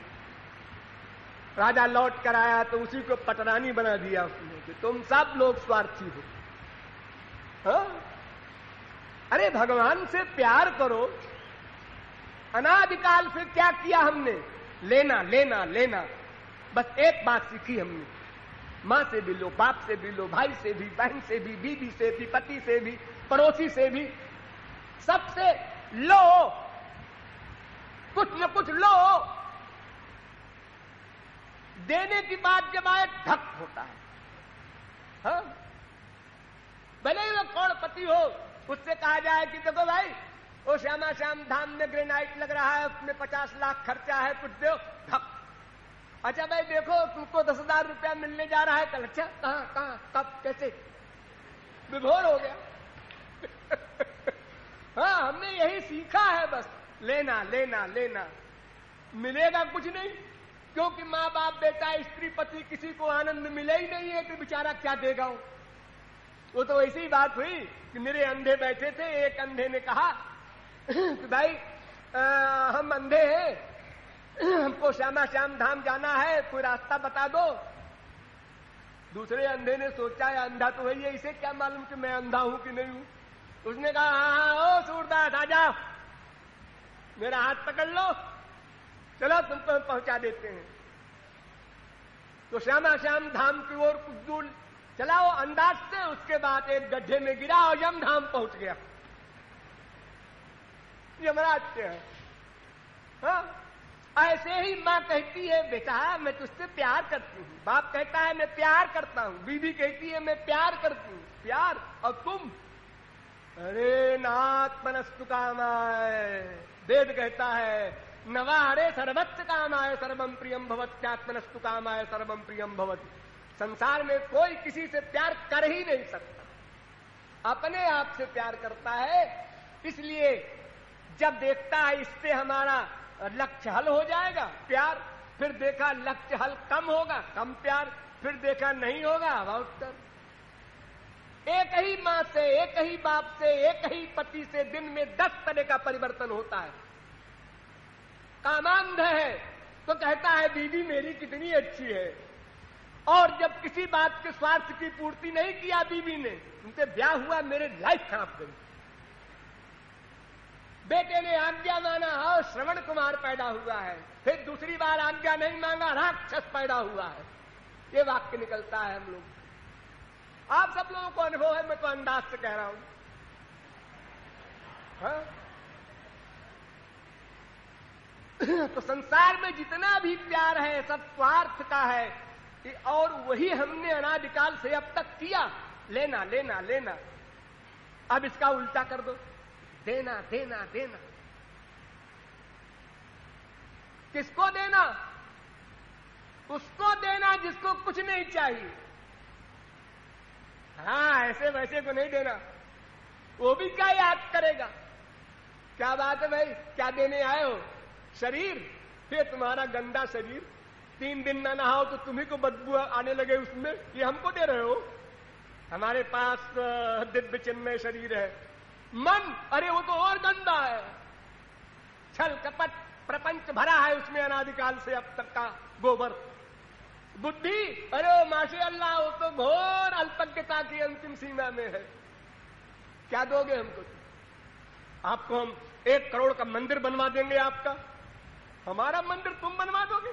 अरे गधे, तू जब पैदा हुआ था तो नंगा आया था, ये 1 करोड़ भी मेरा है। और मैं तो सर्वव्यापक पहले से हूं, मेरे लिए तो क्या मंदिर बनवाएगा? एक अहंकार पैदा कर लेगा, हमने मंदिर बनवाया। हाँ, एक ठाकुर जी को घूस दिया है, अब मैं करोड़पति से अरबपति बन जाऊंगा, इसलिए देता है। छुपा हुआ है वो स्वार्थ अंदर, और अपने को पारमार्थिक घोषित करता है। हाँ, अरे हमसे कितने लोगों ने कहा, महाराज जी हमारा नाम वहां श्यामा श्याम धाम में खुदवा दीजिए, मैं 2 लाख दूंगा।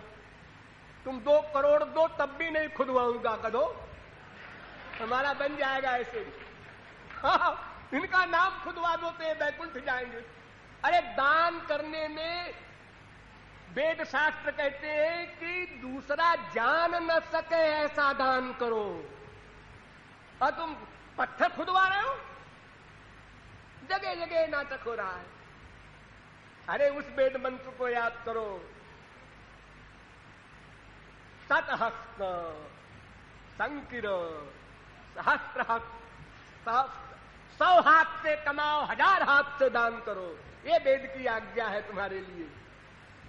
और तुम इकट्ठा कर करके करोड़ों अरबों लिए बैठे हो, और ये भी जानते हो कि आए हो नंगे और जाओगे नहीं नंगे, वो शरीर भी धरवा लिया जाएगा यहीं पर। अगर शरीर जाने की परमिशन हो जाए कि साहब देखिए मां की पेट से शरीर लाए हैं, शरीर तो ले जाने दीजिए, तो शरीर में हीरे जवाहरात भर के सब उठा ले गए होते लोग। लेकिन भगवान ने कहा तुमसे अधिक चालाक है, केवल आत्मा जाएगी और कुछ नहीं जाएगा। अब आत्मा की अगर ये हिम्मत है कोई सामान ले जाने की तो ले जाओ, हमें कोई एतराज नहीं। हाँ? इसलिए मजबूर है, भगवान की सृष्टि को सजा दिया, 50 फ्लैट बनवा दिए, अपना अधिकारी बना हुआ है उसका, और जब मृत्यु हुई तो भगवान ने कहा आओ बेटा, इसके बनाने में जो 420 किया है उसका फल नरक भोगो, और ये तो हमारी सृष्टि में अच्छा है तुमने बनवा दिया। किसी की जमीन में कोई मकान बनवा ले तो खुश होगा जमीन वाला, जो मकान तो हमारा हो गया, बड़ा अच्छा। हाँ,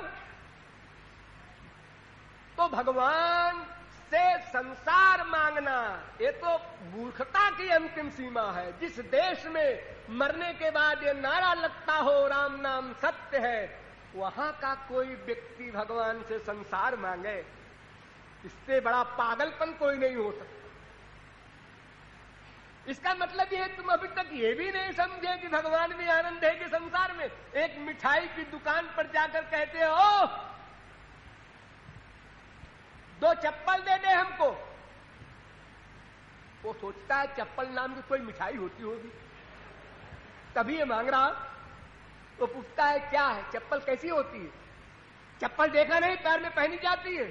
अरे वाह साहब, आप भी अजीब है, ये मिठाई की दुकान दिखाई नहीं पड़ती आपको?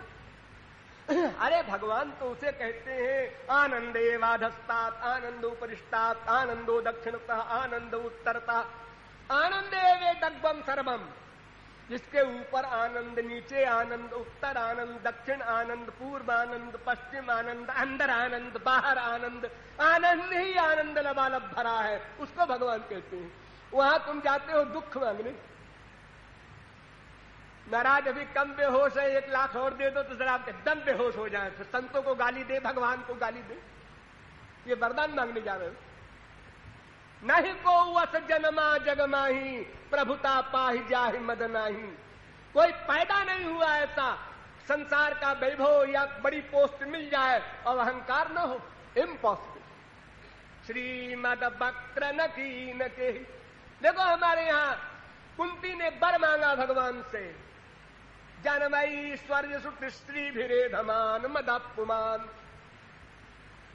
महाराज हमको संसार का अभाव दे दो। अरे ये क्या मांग रही हो? अरे कोई बड़ी चीज मांगो, मोक्ष वगैरह। नहीं क्या ये मोक्ष वगैरह, बस यही दे दीजिए हमको। सबसे बड़ी चीज संसार का अभाव, ताकि लोग मेरा पीछा न करें, मेरी ओर देखें भी ना। अरे दिवालिया हो गया, चलो जी। ये बड़ी रूपवती थी, कुष्ठ रोगी हो गई है, कुष्ठ का रोग हो गया इसको। अरे देखो मत इसकी तरफ। जो चीज आपके पास है वो चीज गई कि लोगों का चिपट न गया। पेड़ में फल लगे, चहचहाते पक्षी आ गए बिना बुलाए, और फल गिर गए, समाप्त हो गए, पक्षी बुलाने पर भी नहीं खड़े होंगे, चल दिए, अब हम जा रहे हैं, फिर जब फल आएगा तो आएंगे। ठीक यही कच्चा चिट्ठा हम सब लोगों का है संसार में। तो कामना पूर्ति से लोभ पैदा होता है, और कामना की पूर्ति न होने से क्रोध पैदा होता है, और दो में एक होगा। आप दोनों तरफ से मरे। इसलिए शास्त्र वेद कहते हैं, यदा सर्वे प्रमुच्यन्ते कामाये विश्रिता अथ मर्त्यो मृतो भवत्यत्र ब्रह्म समश्नुते। वेद कहता है तुम कामनाओं को छोड़ दो, बस तुम ब्रह्म बन जाओ, ब्रह्मानंद पालो। तो हम लोगों ने अनादिकाल से अब तक लेना सीखा, अब देना सीखो। भगवान को देना है। भगवान कहते हैं देखो भाई, हम भगवान हैं ठीक है, लेकिन हम अपने बच्चों के लिए एक रियायत का कानून बनाते हैं। क्या? पत्रम पुष्पम फलम तोयम यो में भक्त्या प्रयच्छति तदहम भक्त्युपहृतमश्नामि प्रयतात्मनः। तुम जो भी हमको दे दो प्यार से, शरणागत होकर, मैं सब ले लूंगा। अरे इस ब्रज में तो गाली खाने में भगवान विभोर होते रहे दिन भर। एक गोपी, कल से इसका हम पीछा कर रहे हैं, गाली नहीं देती। वो अब क्या करें? उसके पास जाओ, उसकी चुनरी को खींचो, उसको ऐसा करो कि वो गाली दे, फिर चले आएंगे, कोई बात नहीं। क्योंकि गोलोक में तो गाली मिलेगी नहीं, वहां सारे महापुरुष हैं, वहां माया जा नहीं सकती। न यत्र माया किमुता परेसुरा। तो वहां तो किसी गति नहीं है, कोई गड़बड़ी के कहीं प्रवेश ही नहीं है, तो वहां क्या भगवान को सुख मिलेगा भला? वो हमारे यहां जब आते हैं तो उनको खरी खरी गाली महापुरुष भी देते हैं, नास्तिक भी देते हैं, दोनों साइड से मिलती है। जैसे राक्षस लोगों ने शिशुपाल में 100 गाली दी, ऐसे ही गोपियां भी दे रही हैं। प्रथयति नवनीत चौरताम जो ब्रज युवती जन जारताम जनोजा वितरसी निज लोक मीश तस्मयी स्वकृत धिया परिवोपनाय नूनम। एक भक्त कहता है भगवान से कि महाराज बुरा न मानिए तो मैं कुछ कहूं। अरे मैं बुरा नहीं मानता रे, करोड़ों गाली रोज पड़ती है, मैं बुरा नहीं मानता। हाँ महाराज सुनो, कि जो आपकी चोरी जारी का निरूपण करता है, पब्लिक में डिक्लेयर करता है चौर जार शिखामणि श्री कृष्ण है, महापुरुष लोग, तो उनको तुम अपना लोक दे देते हो। गोपियों ने तुमको यही 2 डिग्री दी थी, और दिन में सैकड़ों जगह मिलती थी ये डिग्री, उनको तुमने गोलोक दे दिया। हम समझते हैं क्यों दे दिया, क्यों दे दिया? ये घूस है, घूस। किसी की जबान बंद करना हो, उसके मुंह में लड्डू रख दो, बस हो गया, जबान कस चलाएगा वो। तो उसको घूस में तुम दे देते हो अपना नोट ताकि वो बुराई न करे। तुम आ जाओ हमारे यहां भाई, 84 लाख में मत जाओ, हमारे पास रहो। इतना प्रिय है भगवान को इस भक्तों का वो अपशब्द, जो ब्रह्मा शंकर की हिम्मत नहीं बोलने की, वो भी बेचारे भगवान की स्तुति करते हैं, वेद स्तुति करते हैं, और अंगूठा छाप गोपियां गाली दे रही हैं। आत्माराम को गोपी राम बना दिया। हाँ, उसकी सारी परिभाषा ही वेद की उल्टी हो गई। सर्वशक्तिमान है, सर्वज्ञ है, सर्वद्रष्टा है, सर्वनियंता है, सर्वसाक्षी है, सर्वस्वरूप है, सर्वेश्वर है। ये बड़ी बड़ी उपाधियां जो वेद में शास्त्र में लिखी है, यहां गोपियों ने कहा यहां तो कुछ नहीं दिख रहा, यहां तो सब उल्टा दिख रहा है। अरे तो ये प्रेमा शक्ति का कमाल है। भगवान ने ये जो प्रेम शक्ति प्रदान की भक्त को, तो भगवान को अपनी शक्ति भूल गई। आप लोग सोचते होंगे कि जैसे पिक्चर वाले एक्टिंग करते हैं तो उनको याद तो रहता ही है कि मैं करोड़पति हूं लेकिन भिखारी की एक्टिंग कर रहा हूं इस समय। ऐसा नहीं करते भगवान, ध्यान दो इस पॉइंट पर। जब आप उनके लिए तड़पते हैं तो वे भी तड़पते हैं भीतर से। ये यथा माम प्रपद्यन्ते तांस तथैव भजाम्य हम, उनका विरध है, चैलेंज है। भगवान भला क्यों रोएंगे? हम तो रोते हैं भगवान के लिए। भगवान इसलिए रोएंगे कि तुम भगवान के लिए रो रहे हो, एक्टिंग नहीं। अगर एक्टिंग करे भगवान तो कोई जीव क्यों जाए उनकी गोद में? फिर तो प्यार कोई नाम की कोई चीज ही नहीं रह गई। हम प्यार किए जाए, भगवान कहे हम तो आत्माराम हैं, बस। फिर आत्मारामो प्यारी रमत भागवत में कैसे होगा? दीक्षरंतुम मनश्चक्रे, मन को बनाया और उसी प्रकार के भाव में आए। भले ही कोई आदमी ये कहे कि मैं भांग पी लूं और नशे में हो जाऊं तो फिर मैं अपने आप को भूल जाऊंगा। ठीक है, पी लो, भांग पी लिया तो भूल गया अपने आप को। तो भगवान की मोहिनी माया जो है वो भगवान को, भगवत्ता को भुला देती है। भगवान अपनी भगवत्ता को भूले, ये तब होगा जब भक्त भगवान को न भूले। ये सिद्धांत है। माहम ब्रह्म निराकुर्याम मामा ब्रह्म निराकरोत, वेद कहता है। भगवान से प्रार्थना कह रहा है, जीव मैं आपको न भूलूं, इतना ही नहीं आप भी मुझे मत भूलिए। जब तक आप मुझे न भूलेंगे तब तक हम भी नहीं भूलेंगे। अगर आप भूल गए तो मेरी क्या शक्ति है आपको याद करें? तो सबसे बड़ा रस जहां है वहां कामना की गंध भी न रहे, गंध भी। इसीलिए जो मोक्ष का आनंद सबसे बड़ा कहा गया है, उसके लिए भक्त लोग कितनी हे दृष्टि रखते हैं। एक भक्त के पास मुक्ति आई, हाथ जोड़ के खड़ी हुई। भक्त ने पूछा, का त्वम मुक्ति रूपागतासि भवती तस्माद अकस्मादिह। मैं मुक्ति हूं महाराज, यहां कैसे आई? अरे तुम मुक्ति हो, हमारे पास ब्रज में कैसे आई? हे श्री कृष्ण स्मरणेन देव भवतो दासी पदम प्रापिता। आप श्री कृष्ण के भक्त हैं ना? हाँ हाँ, तो हमें श्री कृष्ण ने भेजा है, दासी बनना चाहते हैं आप। दासी श्री कृष्ण ने भेजा है? हाँ। अच्छा, तो उन्हीं के पास जाओ जिसने भेजा। दूरे तिष्ठ मनागनागसि कथम कुर्जादनार्जम मई त्वद्गंधान निज नाम चंदन रसाले पश्च लोपो भवेत। अरे तू ऐसी डाकिनी है मुक्ति, जिसको लग जाए वो भगवान के नाम रूप क्रीड़ा गुणधाम सबसे रहित हो जाए बेचारा, तो अंतःकरण की निवृत्ति हो जाती है, फिर जन्म होगा नहीं मोक्ष होने पर।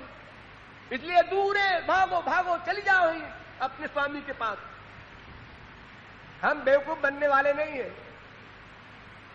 मुक्तिर द्वार चतुर्विधा पिकिनियम दास्याय लोक।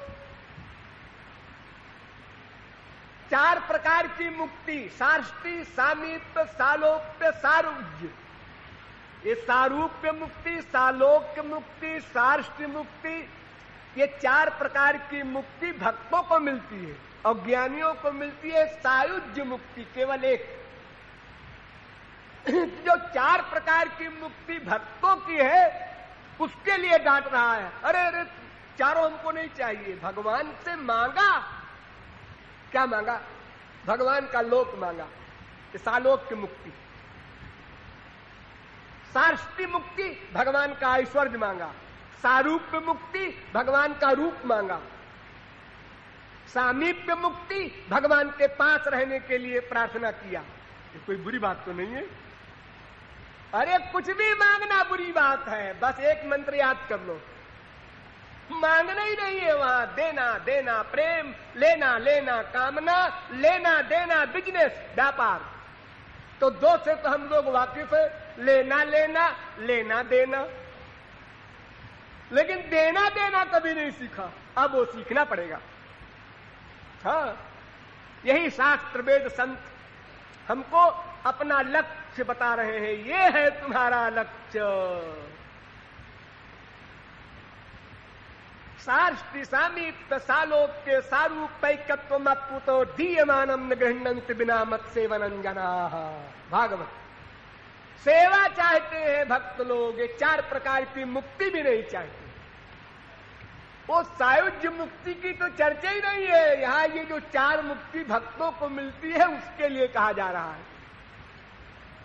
न पारमैष्ठ्यम न महेन्द्रधिष्ण्यम न सार्वभौमम न रसाधिपत्यम अपनर्भवम वा। मोक्ष भी नहीं चाहता।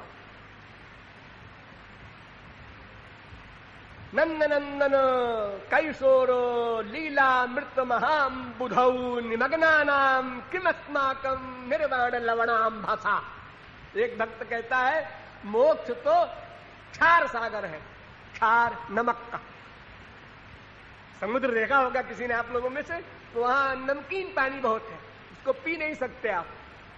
ऐसे ही मोक्ष है। तो अमृत पीने वाला भक्त वो लवणाम भसा, वो क्षार सागर की कामना क्यों करे? कुर्बंत कृतना केचित चतुर्वर्गम तृणोपमम। श्रीधर जो शंकराचार्य के अनुयायी थे, भागवत के भाष्यकार प्रख्यात हुए, उन्होंने कहा ये 4 प्रकार का जो मोक्ष है ना, इसके आगे शुरू होती है भागवत। धर्म प्रोज्झित कैतवोत्र, ये जो पहला श्लोक है भागवत का, इसमें शब्द है प्रोज्झित कैतवः, माने कैतव रहित। कैतव माने कपट। क्या कपट? मोक्ष कपट है, मोक्ष। इसको त्याग दे तब भागवत का प्रारंभ होगा। यानी गीता में तो मोक्ष पर एंड हुआ, अहं त्वां सर्व पापेभ्यो मोक्षयिष्यामि, और भागवत का प्रारंभ हुआ मोक्ष के आगे। इसलिए गीता का जो श्रोता था वो अज्ञानी अर्जुन, और भागवत का श्रोता मां के पेट में ही परमहंस सुखदेव। तो मोक्ष नाम की वस्तु इतनी निंदनीय है कि सनकादिक परमहंस कह रहे हैं नात्यंतिकम विगणयन्त्यपि ते प्रसादम। मोक्ष की कामना निंदनीय है। भगवान शंकर कह रहे हैं स्वर्गा पवर्ग नरके स्वपितुल्यार्थ दर्शिना। जैसे नरक है वैसे ही मोक्ष है। और लोग शंकर जी का वाक्य है भागवत में कि जैसे नरक है वैसे समझो मोक्ष है। अरे हजारों जन्मों की जन्मांतर सहस्रेषु कश्चित यतति सिद्धेत तामपि सिद्धानाम कश्चिन माम वेत्ति तत्वतः। ये बड़ी मुश्किल में तो बेचारे ज्ञानी लोगों को मोक्ष मिलता है और आप कह रहे हैं नरक के बराबर है। हाँ, तुल्यार्थदर्शिनः, बिल्कुल उसके बराबर हम मानते हैं। प्रबोधानंद ने कहा कैवल्यम नरकायते त्रिदश पुराकाश पुष्पायते। अरे वो नरक है। और गौरांग महाप्रभु ने तो हद कर दिया। उन्होंने कहा अज्ञान तो मेरे नाम कहिए कई तब, धर्म अर्थ काम मोक्ष आदि वांछा सब, तार मध्य मोक्ष वांछा कई तब प्रधान। ये धर्म अर्थ काम मोक्ष चार प्रकार की जो कामना है, छल है, कपट है, धोखा है, इसमें सबसे बड़ा धोखा मोक्ष है। क्यों? अगर मोक्ष किसी को हो गया, सदा के लिए श्री कृष्ण प्रेमानंद से वंचित हो गया, और अगर धर्म अर्थ काम में चक्कर काट रहा है, हो सकता है कभी कोई रसिक मिल जाए, उस पर फेत हो जाए, उसकी शरणागति स्वीकार कर ले जीव, तो एक दिन कृष्णानंद रामानंद मिल सकता है, चांस है। लेकिन मुक्त होने के बाद तो फिर लौट के आएगा नहीं, तो उसको परमानंद जो प्रेम संबंधी है वो कभी नहीं मिलेगा। हाँ, तो मोक्ष तो सबसे निंदनीय है। हमारे शास्त्रों में तो उसको कहा गया है भुक्ति मुक्ति स्पृहा जावत पिशाची। चुड़ैल है, डाकिनी है, जिसको लग गई छोड़ेगी नहीं। तो जब आपको भक्ति महादेवी का रस चाहिए तो भुक्ति मुक्ति इन दो कामनाओं का परित्याग करना होगा, अन्यथा भक्ति महादेवी का प्राकट्य नहीं हो सकता। अनंत कोटि कल्प तक राधे राधे किए जाओ। गौरांग महाप्रभु ने कहा बहु जन्म करे यदि श्रवण कीर्तन, तभु ना पाए कृष्ण पदे प्रेम धन। अनंत जन्म तुम ऐसे ही किया करो कीर्तन भजन, इससे कुछ काम नहीं बनेगा। जैसे कीर्तन करना चाहिए, भजन करना चाहिए, वैसे करना होगा। मनेर स्मरण पाण तेनादपि सुनीचेन तरोरपि सहिष्णुना अमानिना मानदेन कीर्तनीय सदा हरि। ऐसे कीर्तन करना है, रो करके। श्याम सुंदर के सुख के लिए श्याम सुंदर का प्रेम चाहिए, बस एक सेंटेंस याद कर लो, उसी का चिंतन मनन। हमें क्या कर चाहिए? प्रेम। क्यों चाहिए? श्री कृष्ण के सुख के लिए, उनकी सेवा के लिए। बस इसके आगे हमें सुनना नहीं है, कुछ समझना नहीं है, कुछ दृढ़ निश्चय होना चाहिए, ये निष्ठा होनी चाहिए। ये कैसे होगी? बार बार चिंतन से, बार बार चिंतन से, बार बार चिंतन से। देखो संसार में कहीं राग होता है, कहीं द्वेष होता है, तो कैसे होता है? चिंतन से होता है। लगातार चिंतन किया, अटैचमेंट हो गया। ध्याये तो विषयान पुंस संगस्तेषु उपजायते, गीता। विषयान ध्यायता पुंसो विषयेषु विसज्जते माम अनुस्मरतः चित्तम मयि व प्रबलीयते, भागवत। जिस विषय का बार बार चिंतन करोगे उसमें अटैचमेंट हो जाएगा। श्री कृष्ण हमारे हैं, हमारे हैं, हमारे हैं, वे ही हमारे हैं, ये ही लगाओ ही। अभी तो ये कहते हो श्री कृष्ण हमारे हैं, हमारी माँ है, हमारे बाप है, हमारे पति हैं, हमारे बेटे हैं। नहीं नहीं, ये ठीक नहीं हुआ। फिर श्री कृष्ण ही हमारी माँ है, हमारे बाप है, ही लगाओ ही, तब मामेकम शरणम ब्रज बनेगा।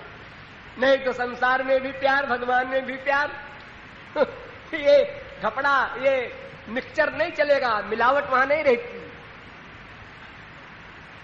वहां तो सिद्धांत है मन क्रम वचन छाणी चतुराई, भजत ही कृपा करत रघुराई। सब चतुराई छोड़ो, जैसे पैदा हुए थे तुम भोले भाले, फिर वहीं पहुंचना होगा। बस सीधी सी बात। अजी आप इतना सब बोले जा रहे हैं, आज राधाष्टमी है, राधा तत्व पर तो आप बोल ही नहीं रहे कुछ, क्या मामला है? राधा तत्व पर आप लोगों ने सुना नहीं महारसिकों की वाणी? परम धन राधे नाम आधार, जाहि श्याम मुरली महटेरत, सुमिरत बारंबार परम धन। तो कोटिन रूप धरे नंद नंदन, तऊ न पायो पार परम धन। जब श्री कृष्ण पार नहीं पाए तो वहां कृपालु बैठ के लेक्चर दें, फुल मैड है कि आप सोचिए आप लोग। राधा तत्व पर तो श्री कृष्ण भी चुप हो जाते हैं। अरे श्री कृष्ण तत्व को भी श्री कृष्ण नहीं बता सकते। वेद स्तुति करते हैं भागवत में, द्युपतय एव तेन यजुरंत मनंत तया त्वमपि। ब्रह्मादिक नहीं जानते श्री कृष्ण को, ये तो कोई आश्चर्य की बात नहीं है। श्री कृष्ण भी अपने आप को नहीं बता सकते। क्यों? क्योंकि अनंत है। जो बताएंगे वो अंत वाला होगा। अनंत को कौन बताए, कैसे बताए? और फिर सौंदर्य, माधुर्य, सौशील्य, सौकुमार आदि जो दिव्य गुण है वो वाणी से कैसे बताए जाए और कैसे आप समझेंगे? ये जो शास्त्रों वेदों में लिखा है अनिर्वचनीय, ये क्या बवाल है अनिर्वचनीय? वाणी से बताया नहीं जा सकता। मन, अरे मन की गति कहां? बुद्धि ना ना, ये तो वाचो निवर्तन्ते अप्राप्य मनसा सह, सब लौटाते हैं। इंद्रियेभ्य परा हर्थार्थे व्यक्त परम मन, मन सत्तु परा बुद्धिर्बुद्धि आत्मा महान परा महतः परम अव्यक्तम अव्यक्तात् पुरुषः परः, वेद कहता है। वहां इंद्रिय मत बुद्धि की गति नहीं है। राम स्वरूप तुम्हार, बचन यगोचर बुद्धि पर, अभिगत अकथय अपार। तदपि कहे बिनु रहा न कोई। फिर भी महापुरुषों ने राधा तत्व पर भी कहा है, चलो हम भी कह देते हैं। ऋग्वेदीय राधोपनिषद में लिखा है, विविक्ते वेदास्तुवन्ति यत्यागतिम ब्रह्म भागा वदन्ति। लोग कहते हैं वेद में राधा नाम ही नहीं है, ये तो कल्पना कर लिया है लोगों ने। वो लोग कान खोल कर सुने।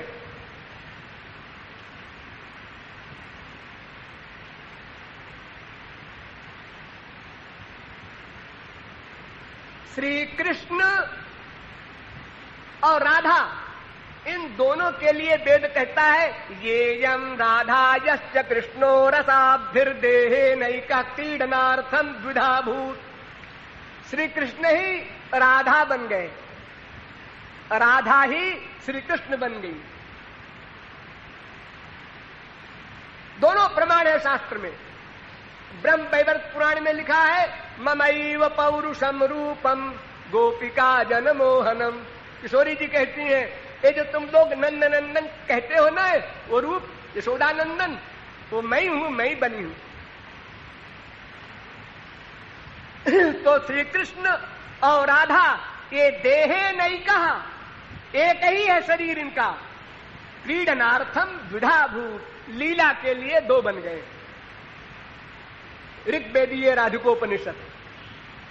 कृष्णो हा वै हरि परमो देव विधैश्वर्य परिपूर्णो भगवान गोपी गोपसेव्यो वृंदाराधितो वृंदावनाधिनाथ स एक एवेश्वर तस्य हवै द्वैतनुर्नारायणोऽखिल ब्रह्मांडाधिपतिरेकोंस प्रकृते प्राचीनो नित्यः तस्य शक्तयस्पनेकधा लादिनी संधिनी ज्ञानेच्छा क्रियाद्या तास्वाल्लादिनी बरीयसी परमांतरंग भूता कृष्णेन आराध्यते इति राधा। ऋग्वेदीय राधिकोपनिषद। यानी श्री कृष्ण जिसकी उपासना करते हैं वो राधा है। देखो राधा शब्द दो प्रकार से बनता है। राध धातु से कर्म में आ प्रत्यय करो राधा, राध धातु से करण में आ प्रत्यय करो राधा। जब कर्म में आ प्रत्यय करो तो उसका मतलब होता है श्री कृष्ण उनकी उपासना करते हैं, और जो करण में आ प्रत्यय करो तो उसका मतलब होता है किशोरी जी जिनकी उपासना करती हैं वे श्री कृष्ण हैं। यानी दोनों दोनों की भक्ति करते हैं। हाँ? और सुनो वेदों के द्वारा,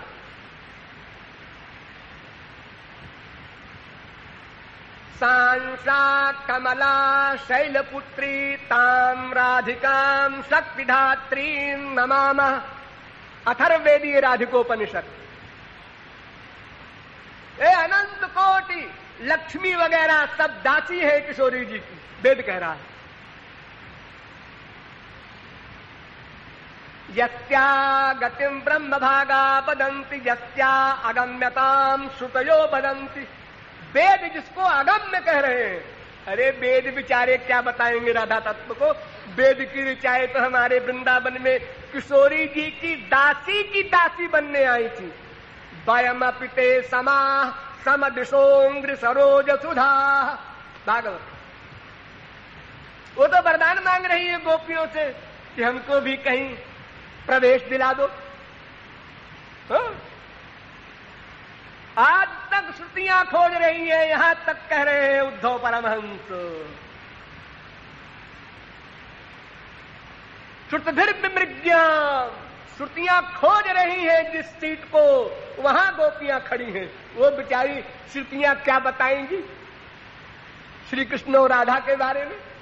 ये वेद ही कह रहा है खुद कि मैं नहीं बता सकता। यस्या अगम्यताम श्रुतयो वदन्ति।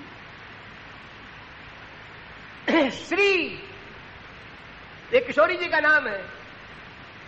दो शक्तियां हैं ठाकुर जी की, एक श्री एक लक्ष्मी। श्रीश्चते लक्ष्मीश्च पत्न्या बहोरात्रे पारस्वे नक्षत्राणि रूपमस्मिनौ व्याप्तम् इष्णन् निखाण मुम्म इखाण सर्वलोकम् इखाण। यजुर्वेद। वृषभानुसुता देवी मूल प्रकृतिरीश्वरी। इतना स्पष्ट लिखा है वेद में। वृषभानुसुता देवी मूल प्रकृति रीश्वरी। और राधा है। और स्पष्ट लिखा आगे राधोपनिषद में, राधा कृष्णयोरेकासनम एका बुद्धि एकम मनः एकम ज्ञानम एक आत्मा एकम पदम एका आकृति अतयो द्वयोर न भेदः कालमाया गुणातीतत्वात्। इतना बड़ा मंत्र। यानी राधा कृष्ण का सब कुछ, आकृति भी एक है, देह भी एक है, मन भी एक है, बुद्धि भी एक है, आत्मा भी एक है, पद भी एक है, आश्रय भी एक है। इतना विस्तार से लिख रहा है। और पुराणों में तो भरा पड़ा है। देवी भागवत में तो राधा शब्द का अर्थ है लिखा है कि राधनोति सकलान कामान तस्मात् राधेति कीर्तिता। जो समस्त कामनाओं को पूर्ण कर देने वाली हैं, उनका नाम राधा पड़ा। और योग रहस्य में तो और बढ़िया परिभाषा लिखी, उत्सर्जने चरा शब्दो धारणे पोषणे चधा। रा माने उत्पन्न करने वाली, धा माने भरण पोषण करने वाली। यानी जो वेद कह रहा है, ये तो वायुमानि भूतानि जायन्ते येन जातानि जीवन्ति यत्प्रयन्ति अभिसं विशन्ति तद्ब्रह्म विजिज्ञासस्व। जो ब्रह्मसूत्र कह रहा है जन्माद्यस्य यतः, और वही भागवत कह रही है जन्माद्यस्य यतोऽन्वयादितरतश्चार्थे स्वभिज्ञस्वराट्। ये राधा शब्द का अर्थ है। और जिससे संसार बना उसकी रक्षा हो रही है, उसी में लीन होगा संसार। उसी को तो सुप्रीम पावर कहते हैं, पर तत्व, अंतिम तत्व। तो राधा कृष्ण एक है ये। और अगर आप ये भी सुनते हैं कि राधा बड़ी है, ठाकुर जी छोटे हैं, ये भी ठीक है। ये ठीक है? ये कैसे ठीक है? ठीक है, उसमें बारीक बात है। क्या बारीक बात है? ठाकुर जी स्वयं कह रहे हैं, हम क्या करें? क्या कह रहे हैं ठाकुर जी? ठाकुर जी कह रहे हैं कि जिह्वा राधा श्रुतौ राधा नेत्रे राधा हृदय स्मृता। सर्वांगे व्यापिनी राधा राधैवाराध्यते मया। मैं राधा की भक्ति करता हूं। अब ठाकुर जी की बात को आप गलत कैसे मानेंगे? हाँ? गेहे राधा बने राधा राधिका भोजने गतौ रात्रौ राधा दिवा राधा राधैवाराध्यते मया। ब्रह्मवैवर्त पुराण। बेटे व्यास कह रहे हैं, वो तो भगवान के अवतार है, गलत नहीं बोलेंगे। हाँ, स्वयं श्री कृष्ण जिसकी आराधना करे तो आराध्य और आराधक दोनों बराबर कैसे होंगे? हाँ, सोचने की बात है। अभी कम मान रहे हैं। अच्छा, आपकी हम बताते हैं, सावधान हो जाइए। Atom bomb.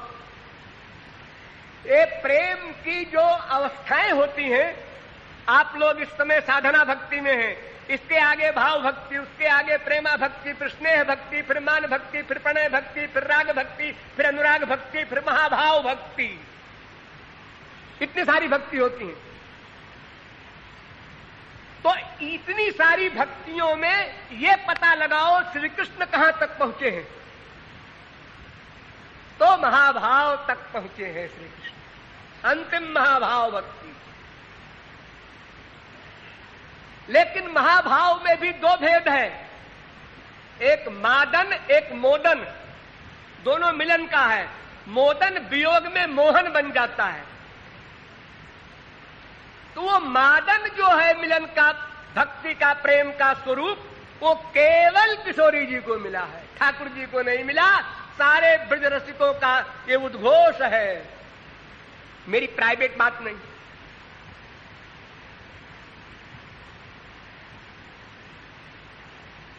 राजते लादिनी सारो राधायामेव जस्तदा मादनोयम परात्परा सर्वभावो गमोल्लासी। ये मादनाख्य महाभाव केवल किशोरी जी के पास है। इसीलिए जो किशोरी जी के गुण बताए गए हैं 25, उसमें एक गुण है संतताश्रव केशवा, यानी श्री कृष्ण जिसके आश्रित रहते हैं वो राधा तत्व है।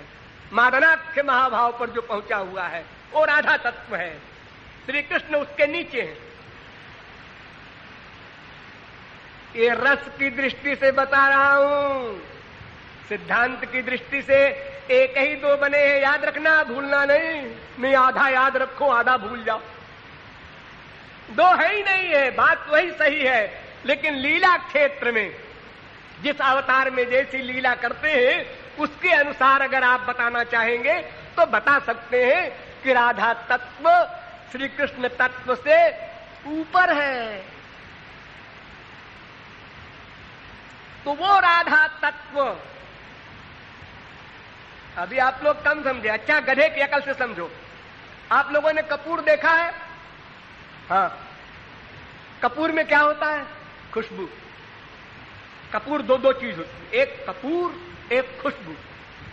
हाँ, तो कपूर तो है श्री कृष्ण और खुशबू है राधा तत्व। अगर खुशबू निकल जाए तो कपूर में क्या बचेगा? 0/100। यानी अगर शक्ति निकल जाए शक्तिमान से तो शक्तिमान क्या होगा? ठन ठन पाल मदन गोपाल। हाँ? जिस शक्ति के बल पर भगवान अनंत कोटि गंदा संसार बनाकर भी सदा आनंद में रहते हैं और अनंत कोटि जीवों की अनंत कोटि गंदगी नोट करके भी सदा आनंद में रहते हैं, ये किशोरी जी की कृपा है। इसको स्वरूप शक्ति कहते हैं, योग माया कहते हैं, जिसको विष्णु पुराण में कहा है विष्णु शक्ति परा प्रोक्ता। ये पराशक्ति जो है किशोरी जी, इनकी शक्ति के प्रभाव से ठाकुर जी इतना उल्टा गंदा संसार बनाकर भी सदा आनंदमय है, कोई गड़बड़ी नहीं, शुद्ध परिणाम बाद। तो इस प्रकार श्री कृष्ण को समझो कपूर और किशोरी जी को समझो सुगंध। अब सुगंध कहे कि बिना कपूर के हम रह ले तो कहां रह लेगी, कैसे रह लेगी? बात एक है, घबराइए नहीं। राधा कृष्ण को दो कभी सोचना मत सपने में, भयंकर नाम अपराध है। अरे राधा कृष्ण को तो छोड़ दो, राम कृष्ण नारायण विष्णु शिव जो भी है, किसी में भी तुम्हारी हीन बुद्धि न होने पाए, नहीं नाम अपराध बताया गया है, वो सबसे बड़ा पाप। हाँ, तुमको जो स्वरूप प्रिय हो, राधा ही प्रिय है, लग जाओ पीछे। श्री कृष्ण ही प्रिय है, लग जाओ उनके पीछे। लेकिन औरों के प्रति हे भावना न होने पाए। जैसे मिठाई होती है, दिवाली में चीनी की मिठाई बनती है, चीनी का हाथी, चीनी का घोड़ा, चीनी का साहब, चीनी की मेम। चाहे घोड़ा खाओ, चाहे मेम खाओ, चाहे साहब खाओ, सब में वही मिठास है। तो भगवान के अवतारों में ऐसा नहीं है कि कोई स्वरूप 1/4 भगवान है, कोई 1/8 भगवान है। वो तो पूर्णस्य पूर्णमादाय पूर्णमेवावशिष्यते, ऐसा भगवान है। भगवान की दो शक्तियां दो अंश वाली होती हैं। एक होता है भगवान का, वो स्वांश कहलाता है। ध्यान दो, स्वांश माने अपना पर्सनल, और एक होता है विभिन्नांश, बाहर वाला। स्वांश में ये सब अवतार हैं भगवान के, और कुछ गोपियां भी हैं स्वांश, ललिता विशाखा वगैरह, ये भी जीव नहीं है। और कुछ जीव हैं अनादिकाल से महापुरुष, नित्य सिद्ध महापुरुष कहलाते हैं, भगवान के पार्षद हैं गोलोक में, लेकिन है जीव। वो कभी मायाबद्ध नहीं रहे, फिर भी है जीव। और एक वे होते हैं जो भगवत प्राप्ति करने के बाद गोलोक जाते हैं, और एक हम लोग हैं जो बड़ी मात्रा में है। अगर वोट हो तो हम ही लोग जीतेंगे। ये विभिन्नांश है, मायाबद्ध है अनादिकाल से। क्यों मायाबद्ध है? क्या रीजन है इसका? हम भगवान से विमुख हो गए, बस एक कारण। भगवान से विमुख होने से माया ने दबा लिया। जैसे सूर्य से उसकी किरण अलग हुई तो किरण को अंधकार ने दबा लिया, सूर्य को नहीं दबा सकती। धाम्ना स्वेन सदा निरस्त कुहकम सत्यम परम धीमहि, भागवत। वो अपनी स्वरूप शक्ति से ये माया रूपी अंधकार को अपने सामने नहीं आने देते भगवान। विलज्जमानया तस्य स्थातुमीच्छा पथे मुया, भागवत।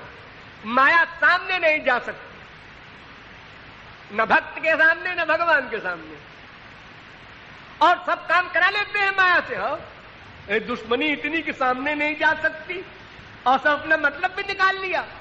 हाँ, लेकिन कैसे? वो धामना, वो स्वरूप शक्ति किशोरी जी की कृपा से। इसलिए शक्ति शक्तिमान दोनों में भेद भी है, अभेद भी है। हमारे यहां रसिकों के यहां वृंदावन में वल्लभाचार्य ने कहा कि राधा स्वयं ब्रह्म है, बस सीधी सी बात। निम्बारकाचार्य ने कहा द्वैताद्वैत, कि शक्ति और शक्तिमान ये अलग भी कहे जा सकते हैं और एक भी कहे जा सकते हैं। गौरांग महाप्रभु ने भी यही कहा, भेदाभेद अचिंत्य भेदाभेद बाद में, कि वो नित्य पृथक है और नित्य एक है। सारे वैष्णवों का सिद्धांत एक है, शब्दों का हेर फेर है, उसी में लड़ा करते हैं गंवार लोग। लेकिन तात्पर्य वही समझिए, राधा कृष्ण एक ही दो बने हैं। लेकिन जहां भी आपकी रुचि हो उसमें भेदभाव की बात नहीं है। भेदभाव करना गड़बड़ है। हम हमेशा हाँ कृष्ण करते हैं, किशोरी जी सुनने आएंगी, नाराज नहीं होंगी। हम हमेशा हा राधे करते हैं, ठाकुर जी भाग कर आएंगे सुनने के लिए, वो नाराज नहीं होंगे कि इसमें राधे के आगे कृष्ण क्यों नहीं कहा। ऐसा नहीं, केवल मन तुम्हारा ठीक हो बस।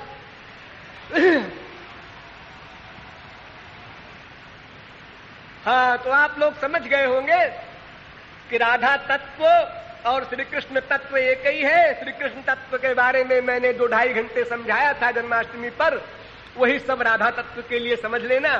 अब इतना समय नहीं है। और राधा तत्व के बारे में अधिक मैं कहना भी नहीं चाहता हूं, कुछ प्राइवेट बात है। हाँ, तो बोलिए अलबेली सरकार की।